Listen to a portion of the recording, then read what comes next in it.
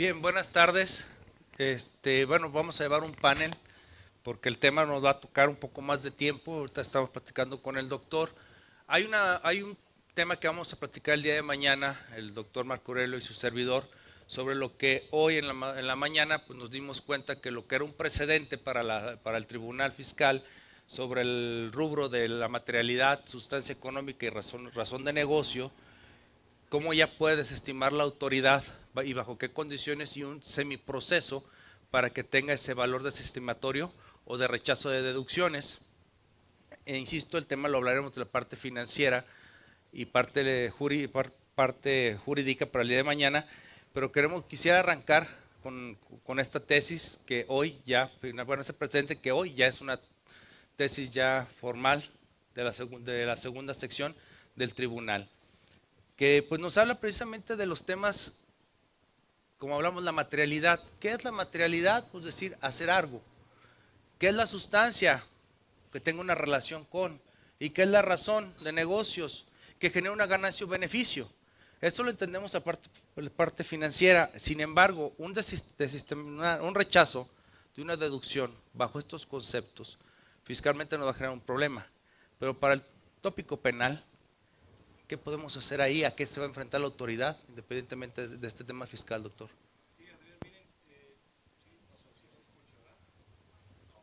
Uy, yo me quedé entonces con toda la atención. No, pues yo sigo hablando, miren, les voy a platicar. A ver, no, no se oye. No, se me hace que es muy malo, doctor.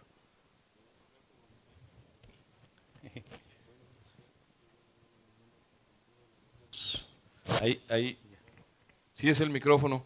Bueno, yo me iba a tocar como Vicente de puro pecho, ¿verdad? También no le echamos. Bueno, gracias Adrián, gracias compañeros, muchas caras conocidas, me da gusto. No porque anden en temas penales, sino en temas de academia, ¿verdad?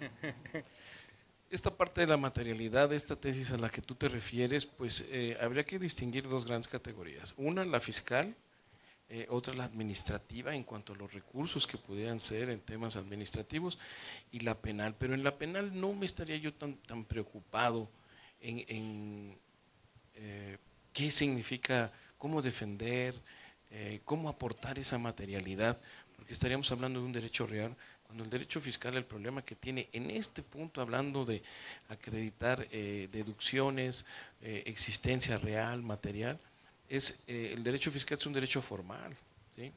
Y en el derecho penal es un derecho que sí va a la verdad histórica.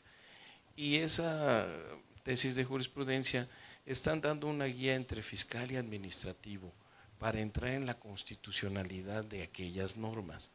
En el tema penal no es el caso, porque aparte, Adrián, lo que nos ha pasado en las pocas causas o expedientes que están surgiendo ahorita, ya germinando la reforma fiscal financiera de 2014, con este artículo 113 de compra-venta de facturas, por llamarlo grosso modo, es que se basan en una presunción, y pues una presunción en el derecho penal es muy irrelevante, no es la verdad histórica.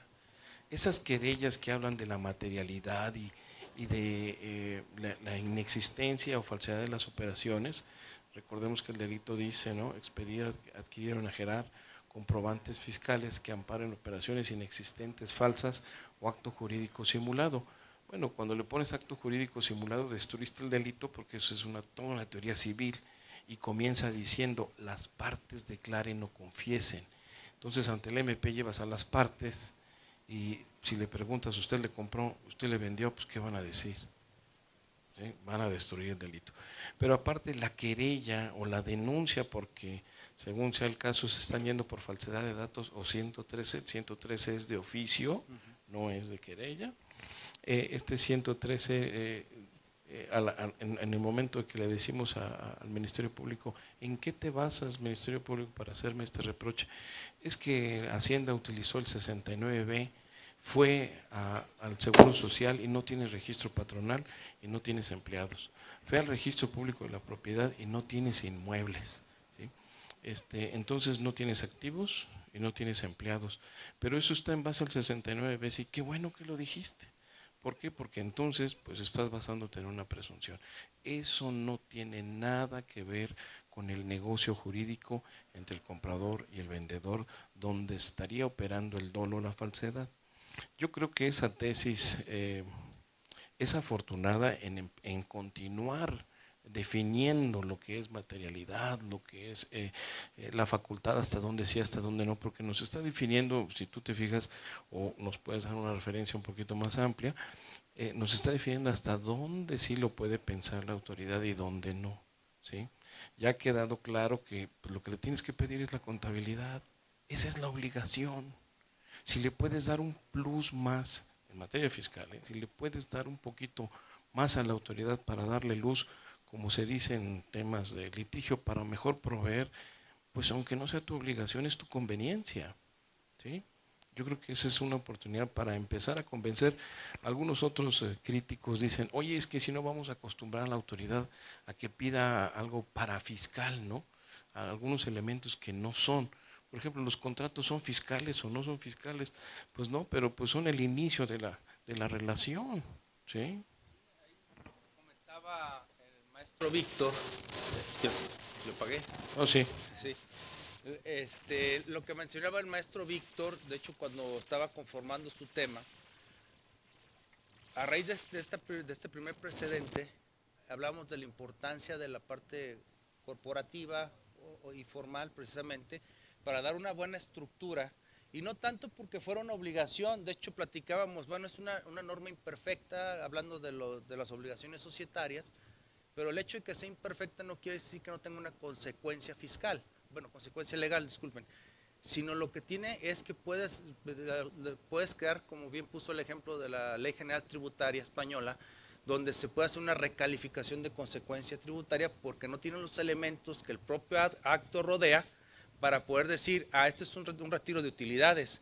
Oye, pero sin el artículo, si no mal me equivoco, 18-19 de la Ley General de Sociedades Mercantiles dice que un retiro de utilidades se podrá hacer si solo si se tiene la reserva legal, artículo 20, o bien que se hayan pagado las pérdidas por parte de los accionistas, ya sea amortizando utilidades, o bien que se lleve una convocatoria para un acto de esa naturaleza. Entonces, si yo no cumplo con los libros, no cumplo con esas formalidades de la ley, no me multan. El tema es que la autoridad puede decir, no es retiro de utilidades, es que tengo CUFIN. Pues primeramente no hay que ver la consecuencia, hay que ver el acto, y es por eso el tema del compliance o cumplimiento con el que estamos abonando ya todos los asesores para poder conformar mayor certeza. Ya ahorita una de las preguntas que te tengo precisamente es el compliance, el criminal tax compliance, ¿qué es? O sea, realmente con la entrada del el nuevo Sistema Nacional Penal Acusatorio, donde ya establece esa responsabilidad penal para las sociedades, bueno, ¿hasta dónde lo vamos a llevar? Porque en el ambiente fiscal pareciera ajeno por los tipos que están quedando cada estado. ¿Cómo va a quedar? Sí, mira, el tema de compliance o cumplimiento lleva implícito el tema de responsabilidad. De hecho, es lo que vamos a platicar ahorita en tema de responsabilidad, para definir si es cierto que asesores, socios, representantes, administradores son los responsables realmente de la empresa, cuando sabemos que no, ¿sí? Eso no sucede en penal, y son los que pagan el pato, tampoco sucede. Pero hay que definir en compliance, hay que dejar la responsabilidad a quien sí la debe tener, que es la empresa, es decir, respetar el velo corporativo, ¿sí?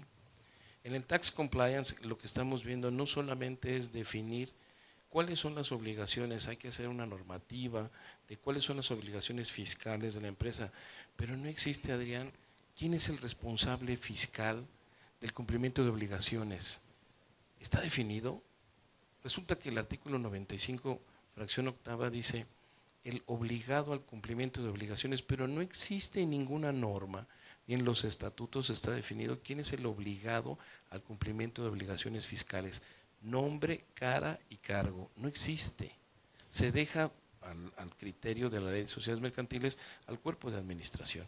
Y en el compliance lo que se trata es definir, va a ser Fernando Agraz, que está en tal punto.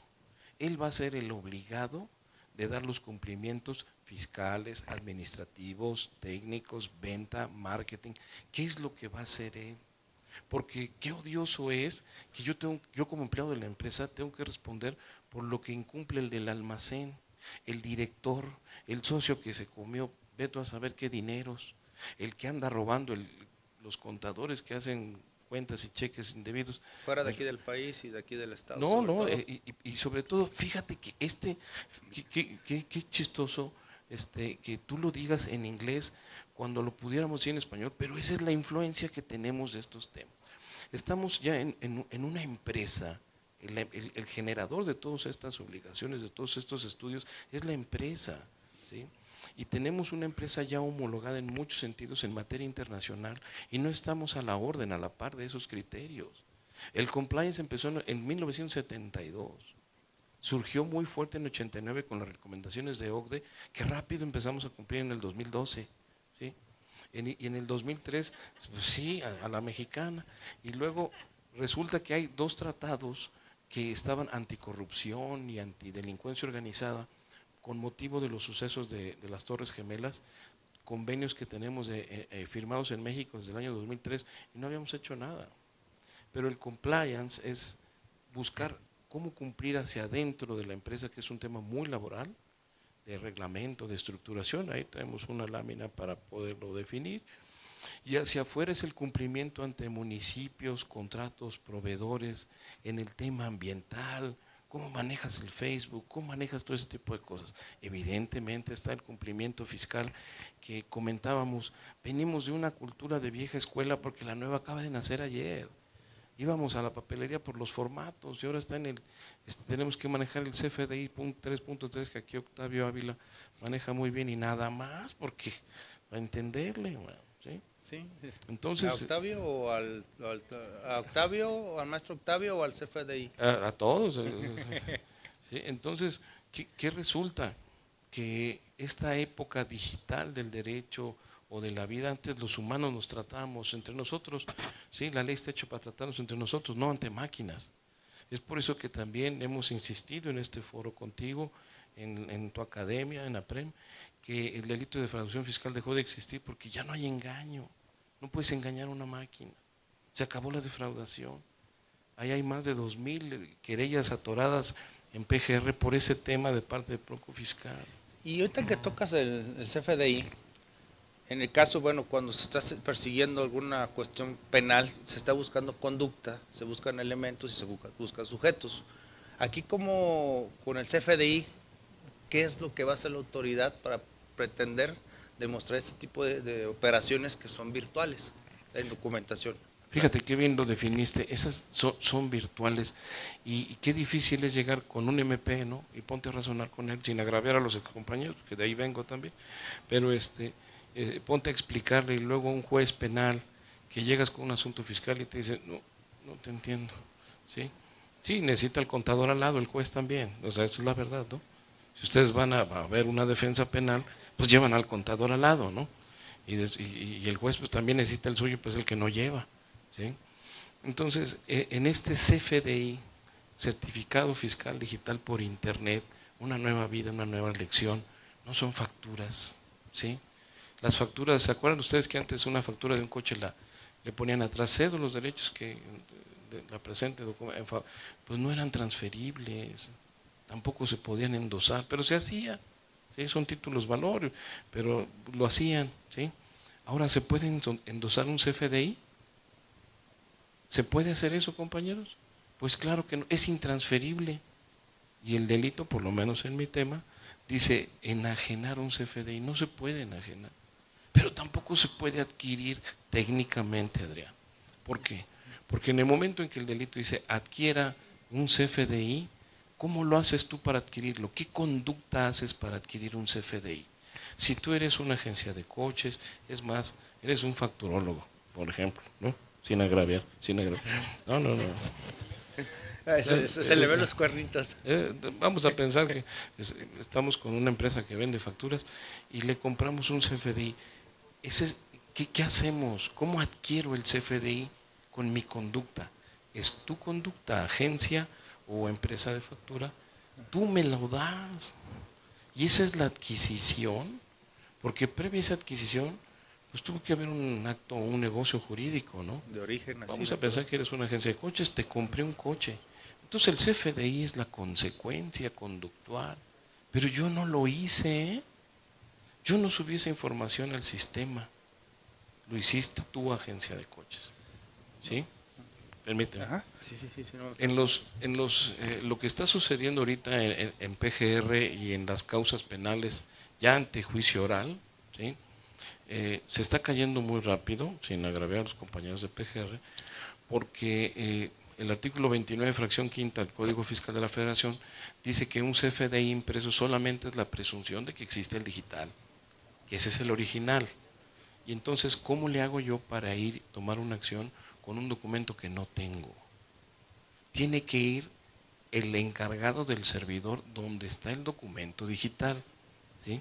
La ley de firma electrónica avanzada nos señala que Hacienda, Economía, ciertas instituciones tienen que buscar un certificador. Y ese certificador es quien es el encargado del servidor. Imaginemos un ingeniero en informática, ¿no? ¿Okay? Entonces, cuando el administrador, cuando el sub de jurídica, de auditoría, de recaudación, nos dice, oye, imprimí mi pantalla y la certifico, pues no puedes tú certificar documentos digitales, no está en el reglamento de Hacienda esas facultades, solamente puede hacerlo el ingeniero que tenga a su cargo el servidor, ¿sí? Ese es el único que nos puede decir, sí, ese documento que tiene esa cadena digital y ese sello está en mi servidor. Ah, qué bueno, ¿no? Ya encontramos a alguien que nos puede decir que existió, que ese acto está registrado en un servidor. ¿Y nos puede decir quién fue? Pues no.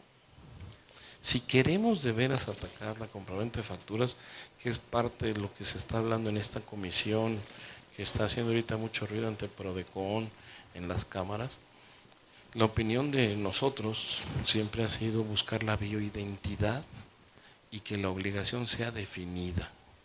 La obligación es del contribuyente, ¿sí? Y no podemos poner a un socio por el tema de que solamente responde por sus aportaciones económicas, pero sí podemos poner al presidente del consejo o al Office Compliance 1 fiscal, no nada más antilavado, y en vez de que le des una clave fiel, una CIEC o algo, pues que ponga su dedito como en Inbursa, ¿no? Cuando vas al banco, voy a sacar dinero, te piden tu dedito, no te piden tu clave ni tu tarjeta. Ahí sí fuiste tú, ahí sí va a haber, ahí se inhibiría muchas cosas, ¿no? Sí, ahí lamentablemente, pues bueno, el tema, insisto, de esta tesis, hice un ensayo en enero esperando que no prosperara y estando en Veracruz, un amigo del tribunal, pues me dijo, pues no te quedes tan tranquilo, va a evolucionar y se va a quedar como un criterio. Y bueno, hoy fue esta noticia.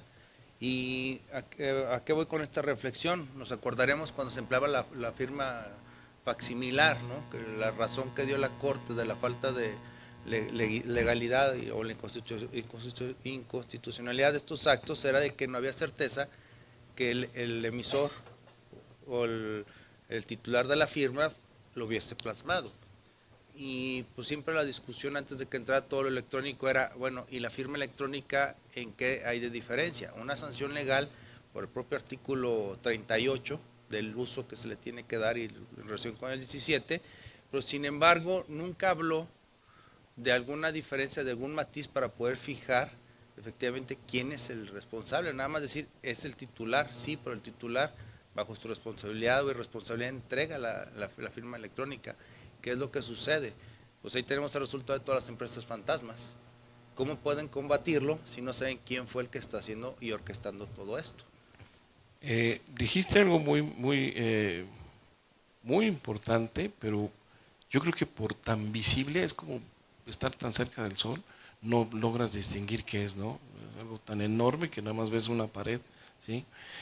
¿Quién es el encargado de hacer ese acto? Fíjate que la clave CIEC, fiel, pon tus dígitos, pon tu NIP, son claves de acceso, no de cumplimiento de responsabilidades. Eso es para acceder al sistema electrónico. Así nació a finales de los 90, cuando nos empezaron a dar banca electrónica. Era de consulta y tenías que hacer tu NIP y tu clave, después salió el token y han salido ahorita diversos mecanismos de acceso para que te permita acceso, pero eso no te está diciendo, esa es la forma de que denoto quién eres. Por eso la identidad es la única que hay. Y no es un tema exclusivo de lo fiscal, Adrián? Es un tema hasta de diplomacia. Actualmente, si ustedes buscan en internet diplomacia digital, es todo un tema. Por ejemplo, platicaba yo aquí con Adrián que Hacienda, pues el correo electrónico, la contabilidad electrónica, algo de lo que se insistía mucho a principios de este siglo, 2003, 2004, cuando empezaron las pláticas de que queremos hacer todo electrónico, era decirle, oye Hacienda, pero tú tienes que tener control del correo, ¿sí? Porque tú no controlas Google, Yahoo, Gmail, Hotmail, todos esos. Entonces, ¿cómo vas a ser responsable de que fue efectiva una notificación? Nos gastamos 200 años en sello, firma, cotejo, actuario judicial, actuario fiscal, para que ahorita por Hotmail, ¿y qué control tienes de eso?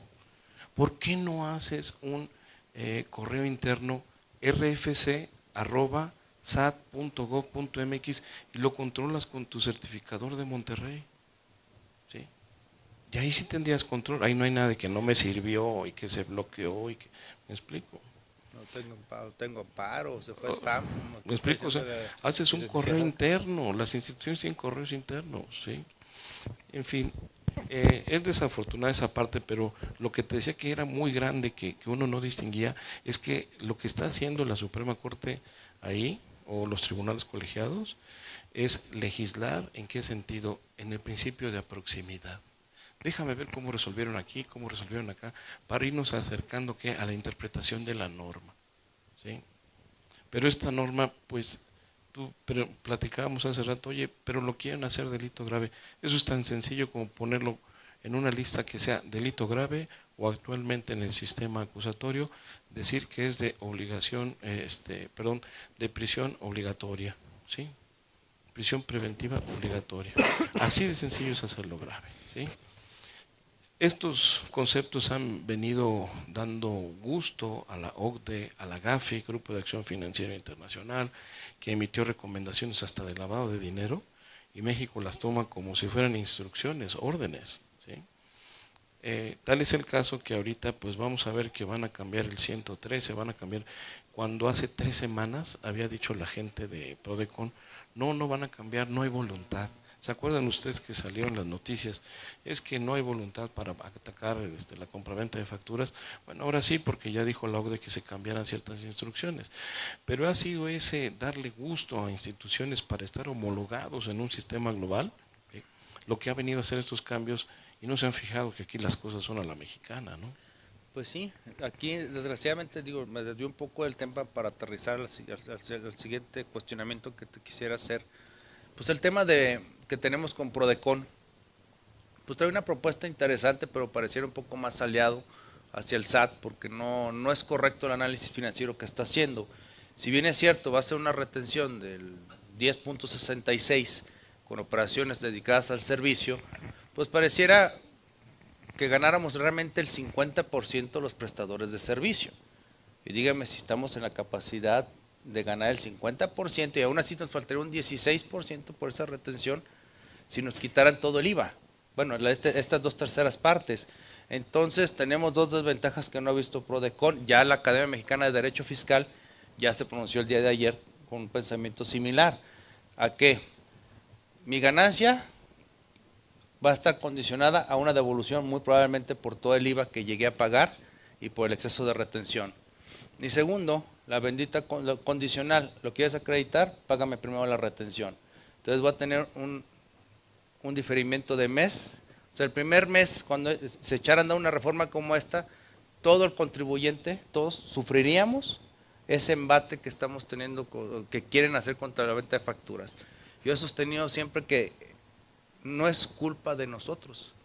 El SAT lo permitió. ¿Desde cuando ya tenía todos los elementos para hacerlo? Ya lo tiene, no tiene que descomponer nuestro derecho. Yo el derecho fiscal que conocí, pues ya lamentablemente pues fue el teórico, el doctrinal, bonito, pues ahora ya es el distorsionado, tecnológico y arbitrario en el pensamiento para tratar de ser profisco, para tratar de subsanar esta falla que ha tenido el gobierno. Y a lo que voy, en esta reforma, bueno, en este planteamiento, en este mundo que viene, en este movimiento que viene, el hecho de que ya me pongan como que marca mucho la tendencia de ser responsables penales, mencionas el artículo 95. Yo cuando me toca hablar y me entrometo en materias que no debo, pero a veces me toca impartirlas, como la de delitos, el artículo 95 siempre les digo, a ver, de la fracción primera a la última, díganme dónde no queda como responsable, puede configurarse al contador. Como actor intelectual, podemos encontrar muchos contadores, como material, el doloso que va y se va por el viene. O sea, está hecho para que sea muy abierto, que la conducta del profesional pueda quedar. Ahí, cuando sacan lo del garante, que eso para mí es un tema más societario, civil, ¿qué pasa en materia penal? ¿Quién se entiende como el garante? Sí, bueno, acuérdate que también dijiste, no hace mucho había un jefe del SAT, de nombre griego, que dijo, voy a acabar con los contadores, ¿no? Voy a acabar con la profesión. ¿Se acuerdan que dijo eso? Y es que ustedes son, y los dictaminadores son los malos, y le echó una calabaza terrible a todo lo que es el gremio y la actividad. Bueno, y lo dijo aquí en Guadalajara, en un foro aquí en el colegio, en el Instituto Mexicano de Contaduría Pública, ¿sí? ¿Qué es lo que sucede? Que era tratar de atacar al autor intelectual, y aquí tendríamos que distinguir, Adrián, en el reproche, en la acusación, hay un reproche fiscal y luego hay un reproche penal. El primer reproche en el tema fiscal es al contribuyente, al grupo, ¿sí? A la unidad económica que es la empresa. Ahí sí no hay otro argumento más que cumplir, ¿sí? Hacerlo debidamente.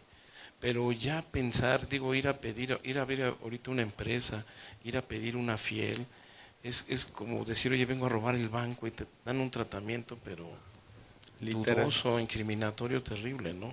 Y dices, oiga, quiero abrir una empresa para vender comedores, no se puede, o mesas o sillas, nada más, pues son comedores, ¿no? No, sillas o mesas nada más, ¿no?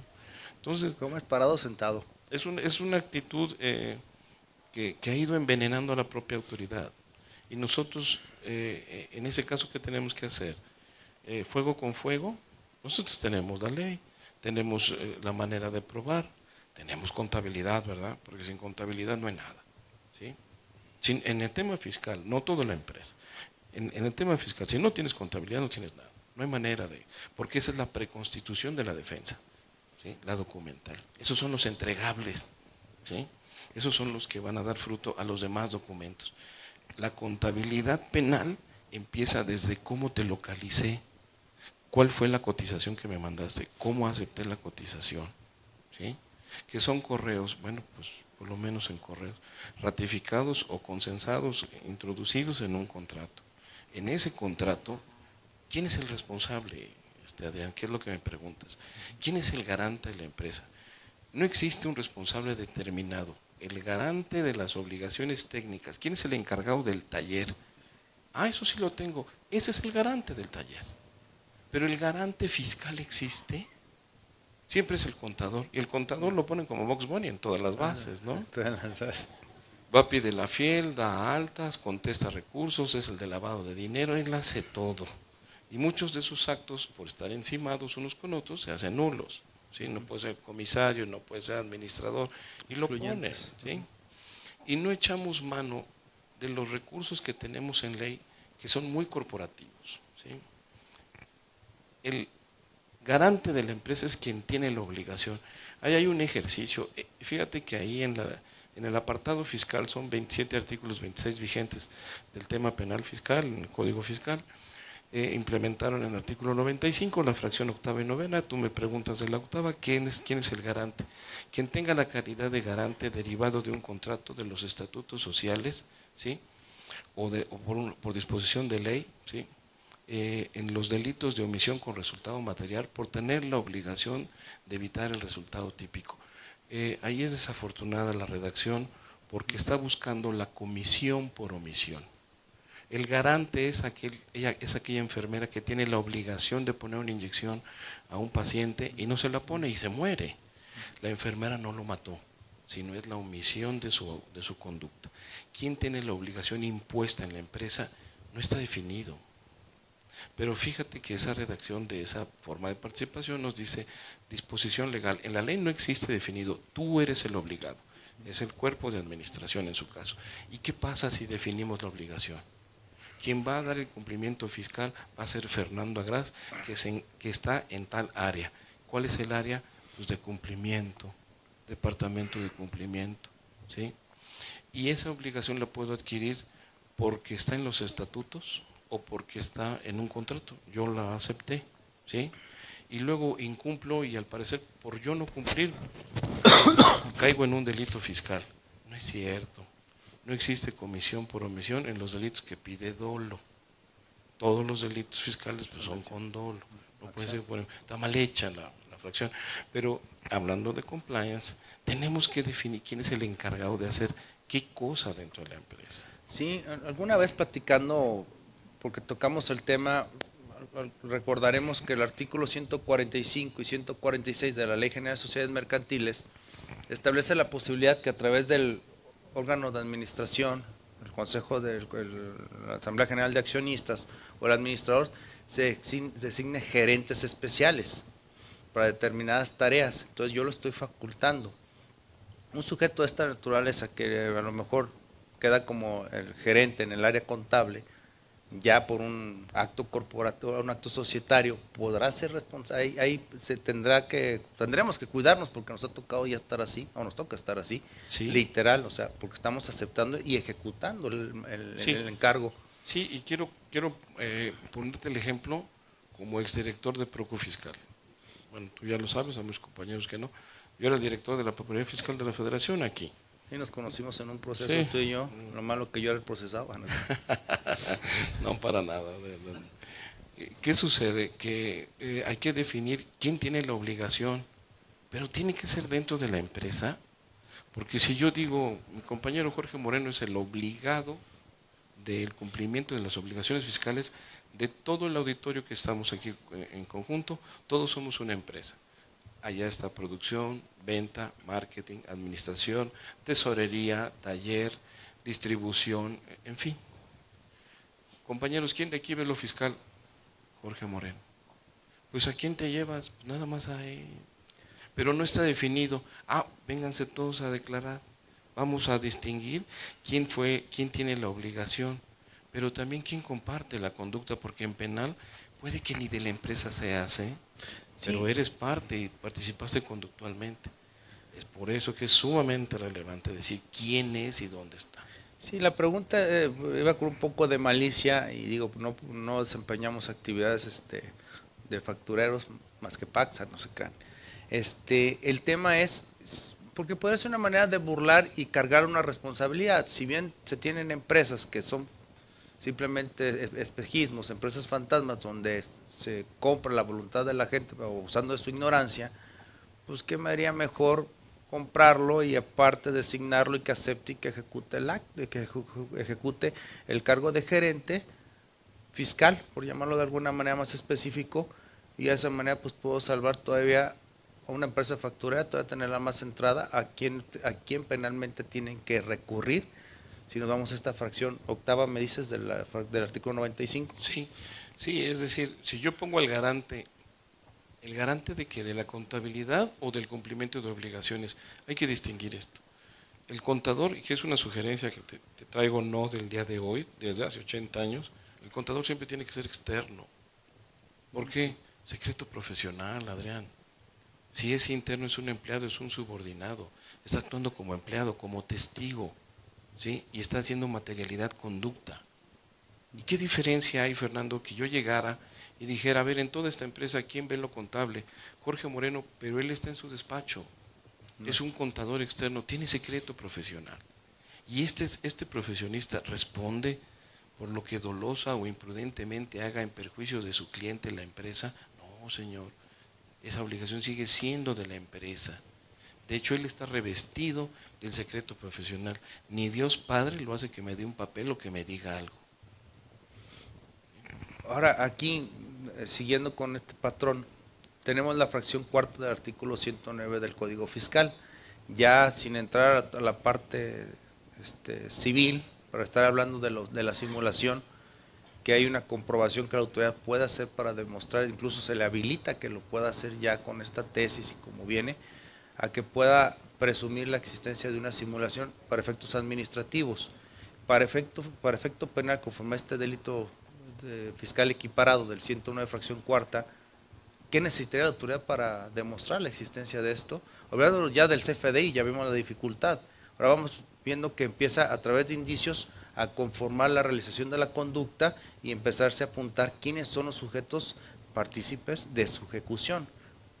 ¿Cómo tiene que cuadrar la autoridad la parte de simulación? En la simulación, si vemos en el contexto penal del Código Fiscal, realmente es un engaño y puede ser defraudación 109 fracción primera, deducciones o ingresos falsos, ¿no? Pues un CFDI comprado, pues es una deducción falsa, ¿sí? Si lo ponemos en el 109 fracción cuarta, simule o no más actos con perjuicio del fisco federal, en fin, ese estaba pensado para el IVA, pero ahí no habla del documento, si tú te fijas habla del acto, no habla del CFDI, entonces no les acompleta. Y entonces se creó el 113 fracción tercera, que desafortunadamente para el temor, la persecución, como digamos, el terrorismo fiscal, tiene presencia fiscal, como tiene de 3 ellos. meses a 3 años de prisión y 1000 factureros te dicen, me los he hecho los 3 meses, ¿sí? Y aparte el dinero es irrelevante, no viene el monto de la defraudación ahí. En el 109 sí viene, ¿sí? Ahí sí es relevante qué monto es el que está facturado, ¿sí? Pero ese 109 fracción primera, que primeramente es para IVA, para pedir, simule un acto, al momento de pedir una devolución, simulas un acto y lo metes como requisito que te está pidiendo Hacienda, era un poquito por ahí, no era tanto para compraventa de facturas. El acto simulado, repito, la única institución que está en nuestro cuerpo jurídico en México es el artículo 2180 del Código Civil Federal, que comienza diciendo cuando las partes declaran o confiesan lo que no convinieron entre ellas. Esto es porque es para perfeccionar el acto, Adrián, y en su caso reclamar nulidades. Es una teoría que en un libro que recomiendo mucho de Francisco Carrara, difícil el libro, pero es muy bueno para definir lo que son nulidades. Ahí tal parece que tú y yo hicimos un contrato y como que calidad, cantidad, formas, ventas, tiempos, no quedamos en eso y nos estamos afectando y estamos afectando a terceros. Entonces vamos a precisar el acto porque estamos simulando. Bueno, luego pasar eso al tema penal, tendríamos que distinguir, como dice el propio Carrara, qué es simular y qué es disimular, porque no necesariamente es un tema de falsedad. En el ámbito formal, contrato, cheque, póliza, factura, ya se acreditó el acto, ¿sí? Y es muy desafortunado poner este elemento civil en un delito, lo haces casi imposible. Luego le dices a un ministerio público que le diga a la policía investigadora que vaya a buscar elementos del delito cuando esto fue en 2014, 2015, pues es tanto como ir a querer levantar los objetos que quedaron de un choque pues en el 2010, pues ¿qué vas a encontrar? Nada, ¿sí? Sí, y aquí me viene, y creo que es una recomendación porque es importante el compliance. Por ahí hace tiempo, de manera muy fugaz, y quiero ver tu pensamiento, cuando no hay esa intención, y creo que varios lo vivimos, la mayoría de nuestros clientes, bueno, en mi caso, hacen sus operaciones, compran facturas, a conciencia. Pero ¿qué pasa cuando de repente contratan a alguien para que lleve a cabo un servicio y yo no tengo la debida diligencia o no armo diligentemente un expediente para identificar quién me prestó el servicio? Simplemente me trae una versión impresa de un CFDI y con ese programa y hago el pago. No sucedió, y algunos que ya me han escuchado en algunas pláticas pongo mucho este ejemplo porque de ahí denomino EDOS por accidente. Pareciera, pues, ¿quién compra facturas sin querer queriendo? Pero pues desgraciadamente si no identificamos diligentemente, a ver, viene, vamos a agarrar a Jorgito de bajadita, pero a ver, viene Jorge, me entrega el comprobante fiscal. ¿Cuándo reviso la relación que vincula al emisor del CFDI con Jorge, que tenga algún cargo para poder sentir tranquilo. Jorge es el que me está prestando el servicio, porque sabemos, hay contratistas que compran las facturas únicamente para poder cobrar. Sin embargo, yo sí recibí el servicio, sí construí esa puerta. Sin embargo, 3 años después me doy cuenta que se publicó como EFOS y ya tengo ahora la carga de la prueba. Tengo una oportunidad de audiencia. Sin embargo, lo que a mí me preocupa es la parte penal, porque ahí más que claro que sí, fui descuidado, pero no quiere decir que por un descuido no hay delitos fiscales culposos. Estamos hablando, tiene que haber completamente un dolo y un conocimiento de causa. ¿Ahí qué sucedería? Y fíjate, también, repito, vuelves a decir algo muy importante. ¿Qué tal si me acusan de algo que no quise, pero no puedo probar? ¿Sí? Oye, es que sí construí la puerta, como tú lo señalas, pero al año la quitamos y la volvimos a tapar. El gasto, la deducción está, pero ya no te puedo acreditar que ahí había una puerta. Qué difícil sería, ¿no? Bueno, en el tema de compliance hay una forma actual que se nos ha ocurrido, la verdad, junto con Jorge Moreno. Jorge, ya te está saliendo muy bailado aquí. ¿Qué podemos hacer, compañeros, para cumplir con ese 69B en el caso de que alguien lo puedan señalar como EFO, sin que realmente haya tenido esa intención de compraventa de facturas, sino que probatoriamente no puede defenderse? Esto es muy real y en penal pues es lo de todos los días, ¿no? Te acusan de algo que no pueden o acusar o tú defenderte. El tema es de prueba, ¿sí? Bueno, pues es muy sencillo. Yo creo que en el momento en que tenemos en nuestro catálogo de compliance, que tenemos en nuestro código de conducta, en nuestro reglamento de trabajo, en nuestro reglamento de supervisión y control específico para el oficial de cumplimiento, que tenga que verificar a nuestros clientes o a nuestros proveedores, yo le diría a esa gente con la que tengo tratos comerciales, para efectos de cumplimiento del artículo 69B, te pido me des una declaración de si tienes activos, si estás localizado, dame tu hoja de tu opinión de cumplimiento, tienes activos, personal y estructura, ¿sí? Sí, acompáñame los justificantes. Mira, aquí está mi registro patronal. Mira, en el caso tuyo, para venderte esto, para hacer esto, tengo estos activos, tengo almacén, en fin. Entonces, el día que a mí me acuses de EDO, de estar haciendo operaciones o deducciones, operaciones simuladas, te voy a decir, oye, yo le pregunté a él y me dio esto con estos anexos. John, ¿dónde está mi dolo? Pero aparte, pues sí tiene empleados, sí está localizado. ¿No crees que esa sería una buena sugerencia para dar cumplimiento en compliance? Sí, es que es parte de la reflexión incluso del matiz que le dimos a esta ocasión a fiscalística, es precisamente esa integración, insisto con el tema de Víctor, que es el que acabamos de ver, cómo el hecho de una buena integración va a dar un buen elemento de defensa y sobre todo aclarar a la autoridad, porque imagínense, estamos hablando de razón de negocios, adelantando un poco lo de mañana. ¿Qué tan importante es para una empresa llevar a cabo una certificación ISO 9000? Servicio al cliente. ¿Le sirve o no le sirve? Y a lo mejor económicamente no se va a representar una ganancia monetaria, pero sí un beneficio de mercado. Ese tema lo traigo con una administradora, bueno, ya parece que ya lo superó. Sí, porque le dije, es que no necesariamente tiene que haber una ganancia directamente obtenida para poder justificar la razón de negocio. La razón, conforme a esta misma tesis que leo del tribunal, tiene 2 filos, pero me ayuda a decirle, hay un beneficio. ¿Y qué es beneficio? Algo que te ayuda, no algo que te da a ganar, algo que te ayuda. Entonces, una operación como esta, ¿qué es lo que va a suceder? El empresario, si no tiene los elementos para demostrar que va a cabo todo lo que es la institucionalización e inserción de la norma, ¿cómo lo va a acreditar? Nosotros le llevamos 15 cajas de todos los procedimientos que tiene la empresa para poderlo acreditar, señalando en la página de internet donde se obtuvo esa certificación, y aún así la señora dudaba, decía, es que no tiene que ver. Y al final de cuentas me genera un crédito. Pero y es que final, le hablaste de compliance a un fiscalista. Es como hablarle de contabilidad a un ingeniero, ¿no?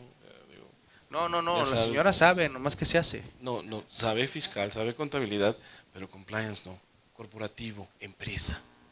Pero ¿cómo utilizas eso en la parte penal? O sea, Bueno, con ahora, un ejemplo fíjate, como este. sería muy relevante. ¿Qué tan buena prueba sería decir, oye, yo estoy certificado ISO 9000?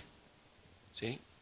Ahí hay una crítica que habíamos leído no hace mucho en algunas normas, precisamente de la OCDE, que decía, oye, las empresas no tienen castas, ¿sí? No tienen, no son virreyes y condes y duques, todas deberían tener ese ISO, ¿sí? ¿Por qué tener esa clasificación tan específica? Todos deberían tener la certificación suficiente para decir que son empresas legales, legítimas, lícitas, ¿sí? Con un valor agregado de buen cumplimiento, en fin, ¿sí? La verdad es que no, ¿por qué? Pues desde que la autoridad llegó a darme de alta y me ve feo, y sí sabe lo que va a hacer, ¿verdad? Se sabe lo que se va a comprometer, y usted es el contador y vino a dar de alta a la empresa, ¿verdad? Sí, y sabe lo que... No, pues pobrecito, queda uno ahí espantadísimo, ¿sí? Imagínate ahora los muchachos que quieren hacer nuevas empresas, ¿no? Pepe y Toño, llegan a dar de alta a su empresa, salen corriendo de ahí, man. ¿Sí me explico? Entonces, ¿qué hacen? ¿Sabes qué? Hago una SAS por internet y me evito de problemas, ¿sí?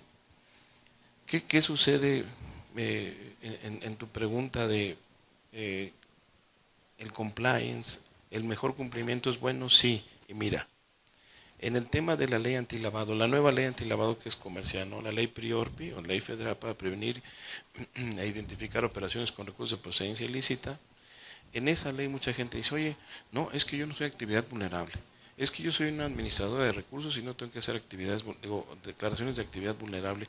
Pues hazlas, te da mejor cumplimiento, es mayor legalidad. Se trata de dar información de tus actividades. Si no quieres mostrarlas, pues es porque no quieres que se te vean los números, ¿sí? Pero los números ya no se te ven si los declaras o no. Ya los pone el banco ahí. Mira, tú decías, es que yo hago mi contabilidad, yo reflejo en mi contabilidad. Yo casi ya no lo hago. Abro el portal y ya está todo ahí. Ya saben cuánto gasté, cuánto hice, cuánto... Nada más te dicen otras deducciones, otros ingresos.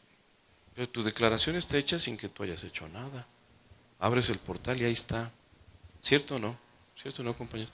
Bueno, para un tema penal conductual, yo no hice nada, ¿eh? Yo no he declarado, ¿sí? Yo no dije eso. Resultó este año, este último, que le salieron muchos dividendos a mucha gente que no eran ciertos. No sé si a algunos clientes de ustedes les pasó. Oye, fíjate, asimilados, Sí, perdón, cierto, algunos asimilados. asimilados, que, oye, pues esta empresa ni la conozco, ¿sí? Pues fue un error o fue un dolo del tema electrónico. Ahí hay muchas declaraciones y notificaciones que aparecieron y se desaparecieron y ¿cómo quedamos en el tema electrónico? Y en el tema conductual. Para el tema conductual, pues está deshecho, o sea, entre más electrónico, menos delictivo, ¿eh? Está difícil que lleguemos a muchas cosas. Bien, ahora, el tema, nomás para cerrar la idea del 17 de la ley de prevención de lavado, una recomendación que nosotros damos, no solamente hagan no nada más hay que hacer ese manual de cumplimiento para el artículo 17, hay que hacer un manual integral, ya sujetándonos más al cumplimiento para poder dar esta salida. Ahora, sigo con los responsables porque me preocupa que, insisto, si a detalle voy viendo, me voy encontrando, no porque lo haga, pero a lo mejor me atravieso y ahí me detienen en alguna de las fracciones. Aparte del garante, ¿qué otra fracción es para ti la más relevante de cuidado de conducta por parte de nosotros como profesionistas? Porque nos estamos dando cuenta, insisto, y lo hablo a título personal, pues yo veo que mis clientes compran, me doy cuenta, pues me hago tonto, digo, pues allá es su tema, no me tocó a mí, pues nomás veo la contabilidad. ¿Qué grado de responsabilidad o cómo me tendría que conducir ante todos mis clientes para irme despidiendo de ellos? No, al revés, tú tienes que decirles, oye, yo voy a adquirir la responsabilidad que es mía como asesor por mi intelectualidad o mi participación en la implementación de mi opinión técnica. Al revés, ¿sí? Hay que definir un garante. En ese tema de responsabilidad, Adrián, habría que distinguir qué es lo que vamos a hacer. En el penal hay una acusación a una persona que cometa un delito, a quien le ayude, es decir, a dos o más, y no es nuevo para el derecho penal que ahora surge desde el año 2014 la acusación a la persona moral, ¿sí? En el sentido de acusar a la empresa, pero solamente por ciertos delitos, si está defraudación, si está lavado. Yo la verdad era de los que opinaba, sí, que se puede acusar a la persona moral por defraudación, porque hay empresas que mes a mes con los mismos prestanombres hacen las mismas fusiones, escisiones, compraventa de facturas, asimilados, dividendos y esos falsos. Mes a mes, año con año, ¿no está ubicado el comportamiento ilícito? Y si ya está ubicado el comportamiento ilícito, ya no tengo que definir, él le agarró la pata, él le agarró la cabeza y él le dio el machetazo. Me los llevo a todos. Así es como funciona delincuencia organizada. Él roba, él comete delito contra la salud, drogas, y él comete tráfico de personas. Le cuelgan los santitos a todos porque son una unidad de propósito delictivo. Esas empresas son una unidad de propósito delictivo. No lo hicieron. Sacaron el 113, sacaron la acusación a la persona moral y sacaron el 95 fracciones, octava y novena. La novena está dirigida un poquito a los asesores, pero está confundida en cuanto al, le pones participación, le pones dolo, dices que una o dos personas, en ocasiones lo estás haciendo el intelectual y luego lo haces el material. Es una, la traigo yo en la presentación si quieres para que la analicemos, pero también es una de las fracciones desafortunadas para la legislación para de veras atacar a los malos asesores. El asesor es un autor intelectual y en esta acusación de empresa hay que distinguir primero a una persona, a dos y luego a un grupo, ¿sí? Si quieres, comenzamos para Adelante. definir esta que es parte de tu pregunta. Sí, para continuar con la temática. Sí. Bueno, aquí tengo una tele y me estaba yo viendo y sí es cierto, sube uno de peso en la tele, ¿eh? O no la es muevas, plana, sale no uno curva. movido ahí, no es que esté uno gordo, sino salí movido, ¿no? Bueno, compañeros, pues miren, esta es parte de la estructura que tenemos para el día de hoy. Sé que este es un tema que da para mucho y la verdad me da mucho gusto compartir este foro con Adrián, que aparte en la academia que él preside, hacemos exploración de estos temas de manera muy profunda, con ideas muy agotadas de estos temas, y los invito a que también se acerquen allá a la academia para participar, porque sé que este tema les va a inquietar. Este tema lo que tratamos es definir la responsabilidad. En un momento estamos estructurando para compliance y en un momento vamos a definir cuáles son las responsabilidades penales, ¿sí? Yo les voy a indicar qué es lo que se hace para compliance y luego dónde está la responsabilidad penal, qué es lo que debemos hacer. Lo que no debemos hacer es dejar indefinida nuestra responsabilidad. Todo esto está basado en teorías de hace 200 años, cuando empiezan los grupos a defenderse de gente de malos manejos de la empresa, ¿sí? Y luego de ataques de otras empresas o de leyes injustas. No es un tema de esconder la responsabilidad, es de definir la responsabilidad. Si me ayudan con el... Ah, sí, yo lo traía, se me hace. ¿Tú lo traes? Sí, ya salió quién fue el menso, perdón. Sí. Primero, gracias, señor. sí. Ya está. Dale una. Ahí está, mira. Primero, estas son, conforme vaya yo pasando las láminas, les pido ustedes hagan la lectura para no hacer una exposición de lectura, ¿no? ¿Quiénes son los responsables de una persona moral, Adrián? La ley de sociedades mercantiles nos dice que son los administradores o los representantes, ¿sí? Pero de todo, tú eres apoderado de pleitos y cobranzas, o de administración, o en fin, pues mejor vamos a definirlo, ¿no? No dejarlo a los criterios y que son los instrumentos que tiene la autoridad para decir, es este grupo de administración o estos representantes. Define qué son. ¿Y qué pasa si ese asesor, si tú que eres asesor, me imagino tienes contrato de asesoría? No más tú, porque de ahí en fuera nadie hace contrato, ¿sí? ¿Y qué pasa si tu contrato como asesor, como contador, como consultor, dice, no soy el garante del cumplimiento de las obligaciones fiscales de mi cliente? Qué sencillo, ¿no? me dejaste redactar el contrato, bueno, yo te voy a hacer la contabilidad, pero tú sabes que declaras y cuánto pagas. Yo no voy a responder por esas obligaciones que son tuyas. Yo nada más hago la contabilidad y soy externo. Y en mi contrato, por favor, poner esa cláusula que dice, yo no soy el garante, el obligado al cumplimiento de las obligaciones fiscales. Pues entonces tengo secreto profesional, te presento el contrato en el que te digo, yo no tengo que cumplir, es él. Y dentro de la empresa, ¿quién? El oficial de cumplimiento, ¿sí? ¿Puede ser una persona ajena a la empresa el responsable penal? Pues claro que sí, ni de la empresa eres, pero participaste conductualmente. Yo aquí cuando estaba yo en la Procuraduría Fiscal, pues luego decía, tráete al contador. ¿Por qué? Pues es el que ponen en todas las bases, ¿no? No sé. Pues tráiganse al contador, pues él ha de saber todo, pues se sabe. Se sabe lo de Radio Pasillo, y se sabe lo de la empresa, y se sabe las tripas de la empresa, ¿sí? Y entonces mandaba su citatorio al contador, llegaba el contador y decía, oiga, pues mire, yo no soy representante ni administrador, y aquí mi abogado me dice que yo no tengo ninguna responsabilidad, entonces yo voy a estar tranquilo. Sí, cómo no, siéntese. ¿Cuántos años tiene usted de contador? 20 años. ¿Y en la empresa? 10 años. ¿Y quién le ayuda? Pues fulano, sutano y mengano. Muy bien, oiga, ¿y qué hace usted? ¿Cómo hace la contabilidad? Gloso los papeles, hago la balanza, saco los estados de resultados, digo cuánto sale a declarar. ¿Usted declara? No, ese sí es el jefe, porque va ajustada la contabilidad y él sabe cuánto paga y qué declara. Muy bien, pues ahorita que llegue usted a prisión, le van a deducir. ¿Cómo a prisión? Si yo no soy el responsable, yo no soy el administrador. Eso es irrelevante. Usted es el autor material del delito.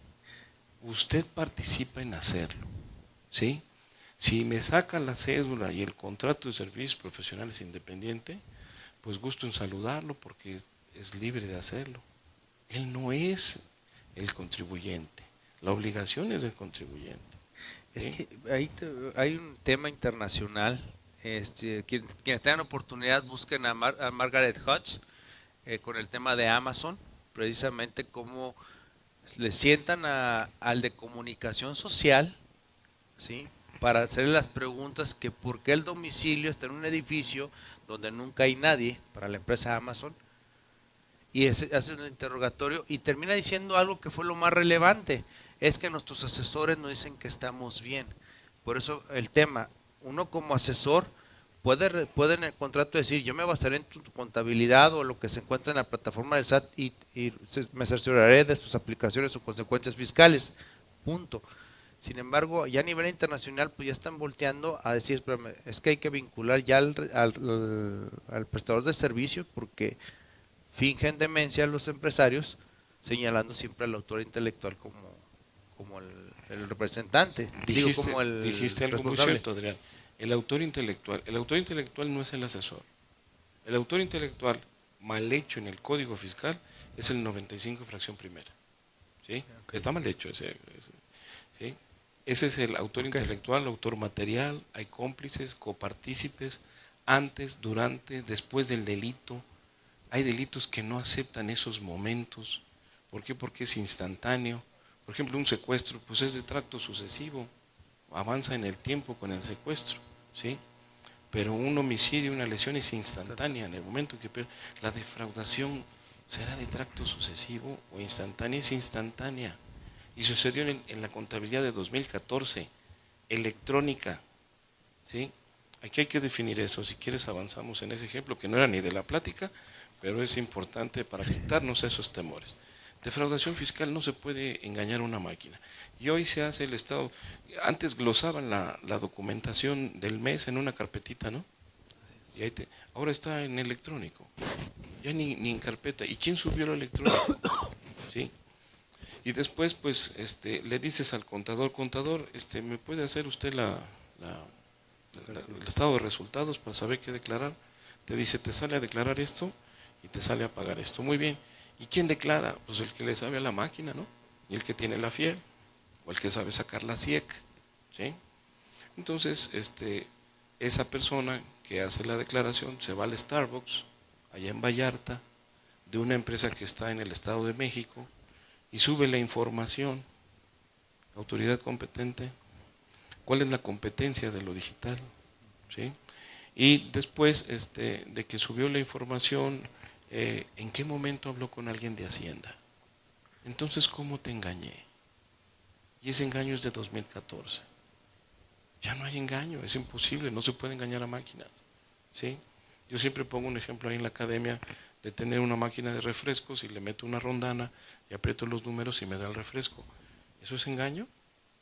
¿Eso es un delito? Claro que es un delito, es un robo. ¿Sí? Robo simple por operar, era como hackear, mover, hacer con ganzúas, voltearla. Eso es un robo, no se engaña a máquinas. Y si ahora haces la contabilidad en la máquina, ¿cómo la engañaste? ¿Sí?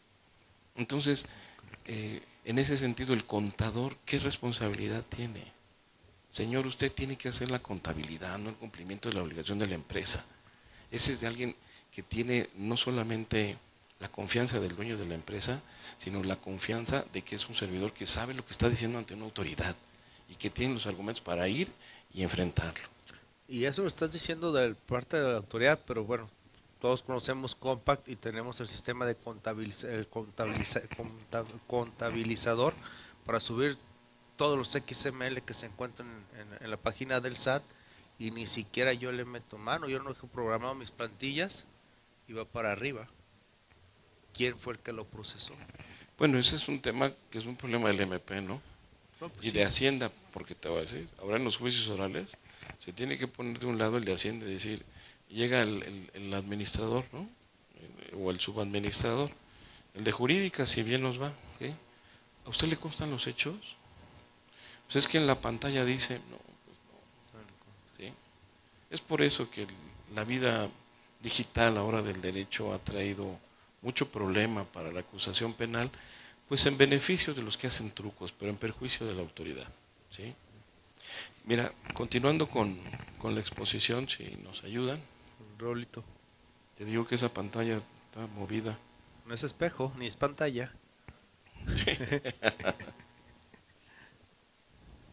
Sí, entonces decíamos, existen límites a la responsabilidad.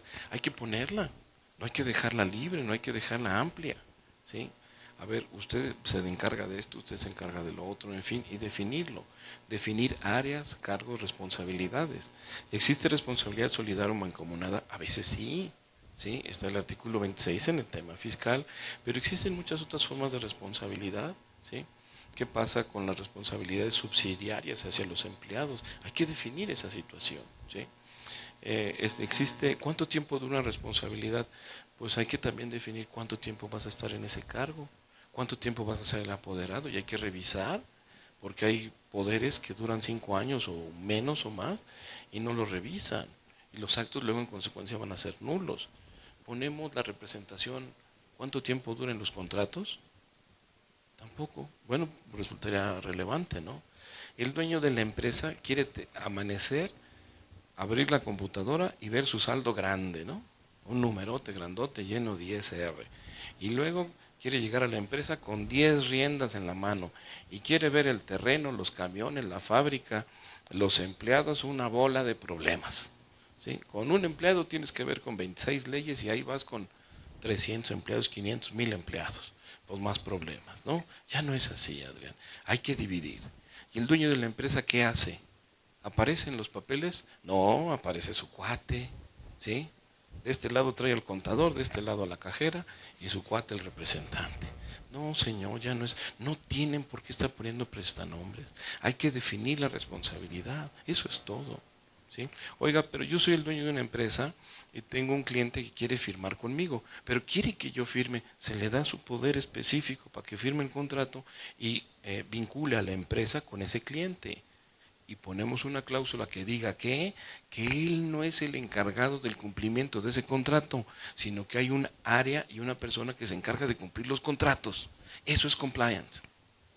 No nada más el cumplimiento fiscal, el cumplimiento de los contratos, el cumplimiento de todos, dime quién lo va a hacer, ¿sí? Y de ahí vinculamos a la empresa para que se mantenga el velo corporativo de la empresa, ¿sí?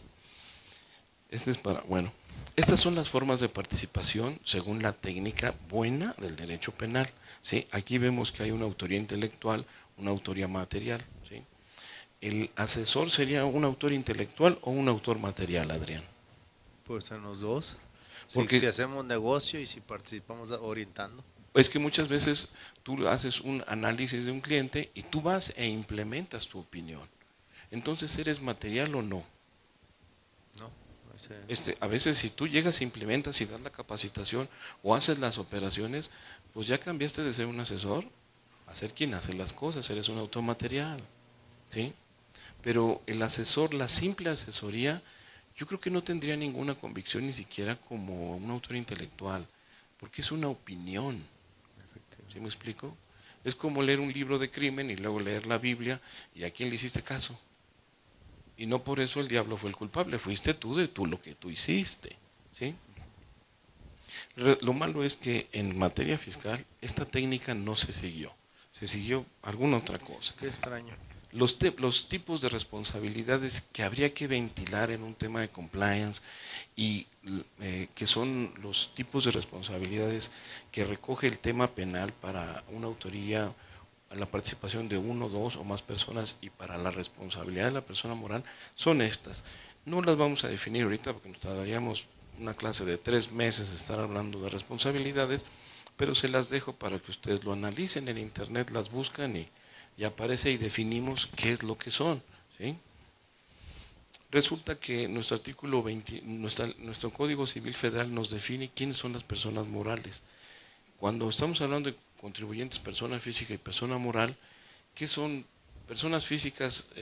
Lo entendemos muy fácil, pero personas morales y personas jurídicas ¿serán lo mismo o serán distinto? Porque algunos compañeros en la universidad me dicen, oiga, pues ¿qué no jurídicos somos todos? Los físicos y los morales, sí, pero es la forma más adecuada de decir la ficción del derecho de un grupo de personas o de capitales distinto a las personas físicas, ¿sí? Pero nuestra ley, que ya es viejita, nos dice en la fracción tercera que son las sociedades, ¿no? Y para efectos de nuestra plática. Este artículo 28 es muy importante también para nuestra plática. Fíjense ustedes que dice, las personas morales se regirán por las leyes correspondientes, por su escritura constitutiva y los estatutos. Válgame Dios, lo que pongas en los estatutos es ley. ¿Y lo pones? Ahí defines las obligaciones. Ahí pones a Jorge Moreno como el responsable fiscal. Así, no lo pones, agarren, pues entonces lo dejas abierto. No te vayas, George, no te vayas. No hay nadie del SAT aquí, ¿verdad?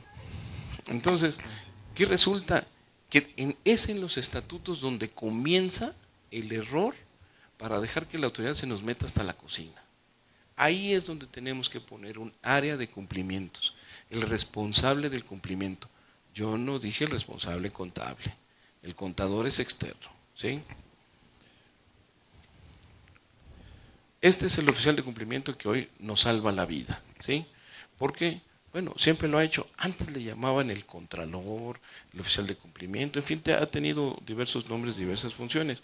Pero en una escala de participación, hasta arriba tenemos los socios. ¿Los socios son responsables de la empresa? Digo, son los dueños del balón y tendrían algo que hacer. Pero dice la ley que no, y en el tema penal no son partícipes conductuales. O no deberían, Adrián, ¿eh?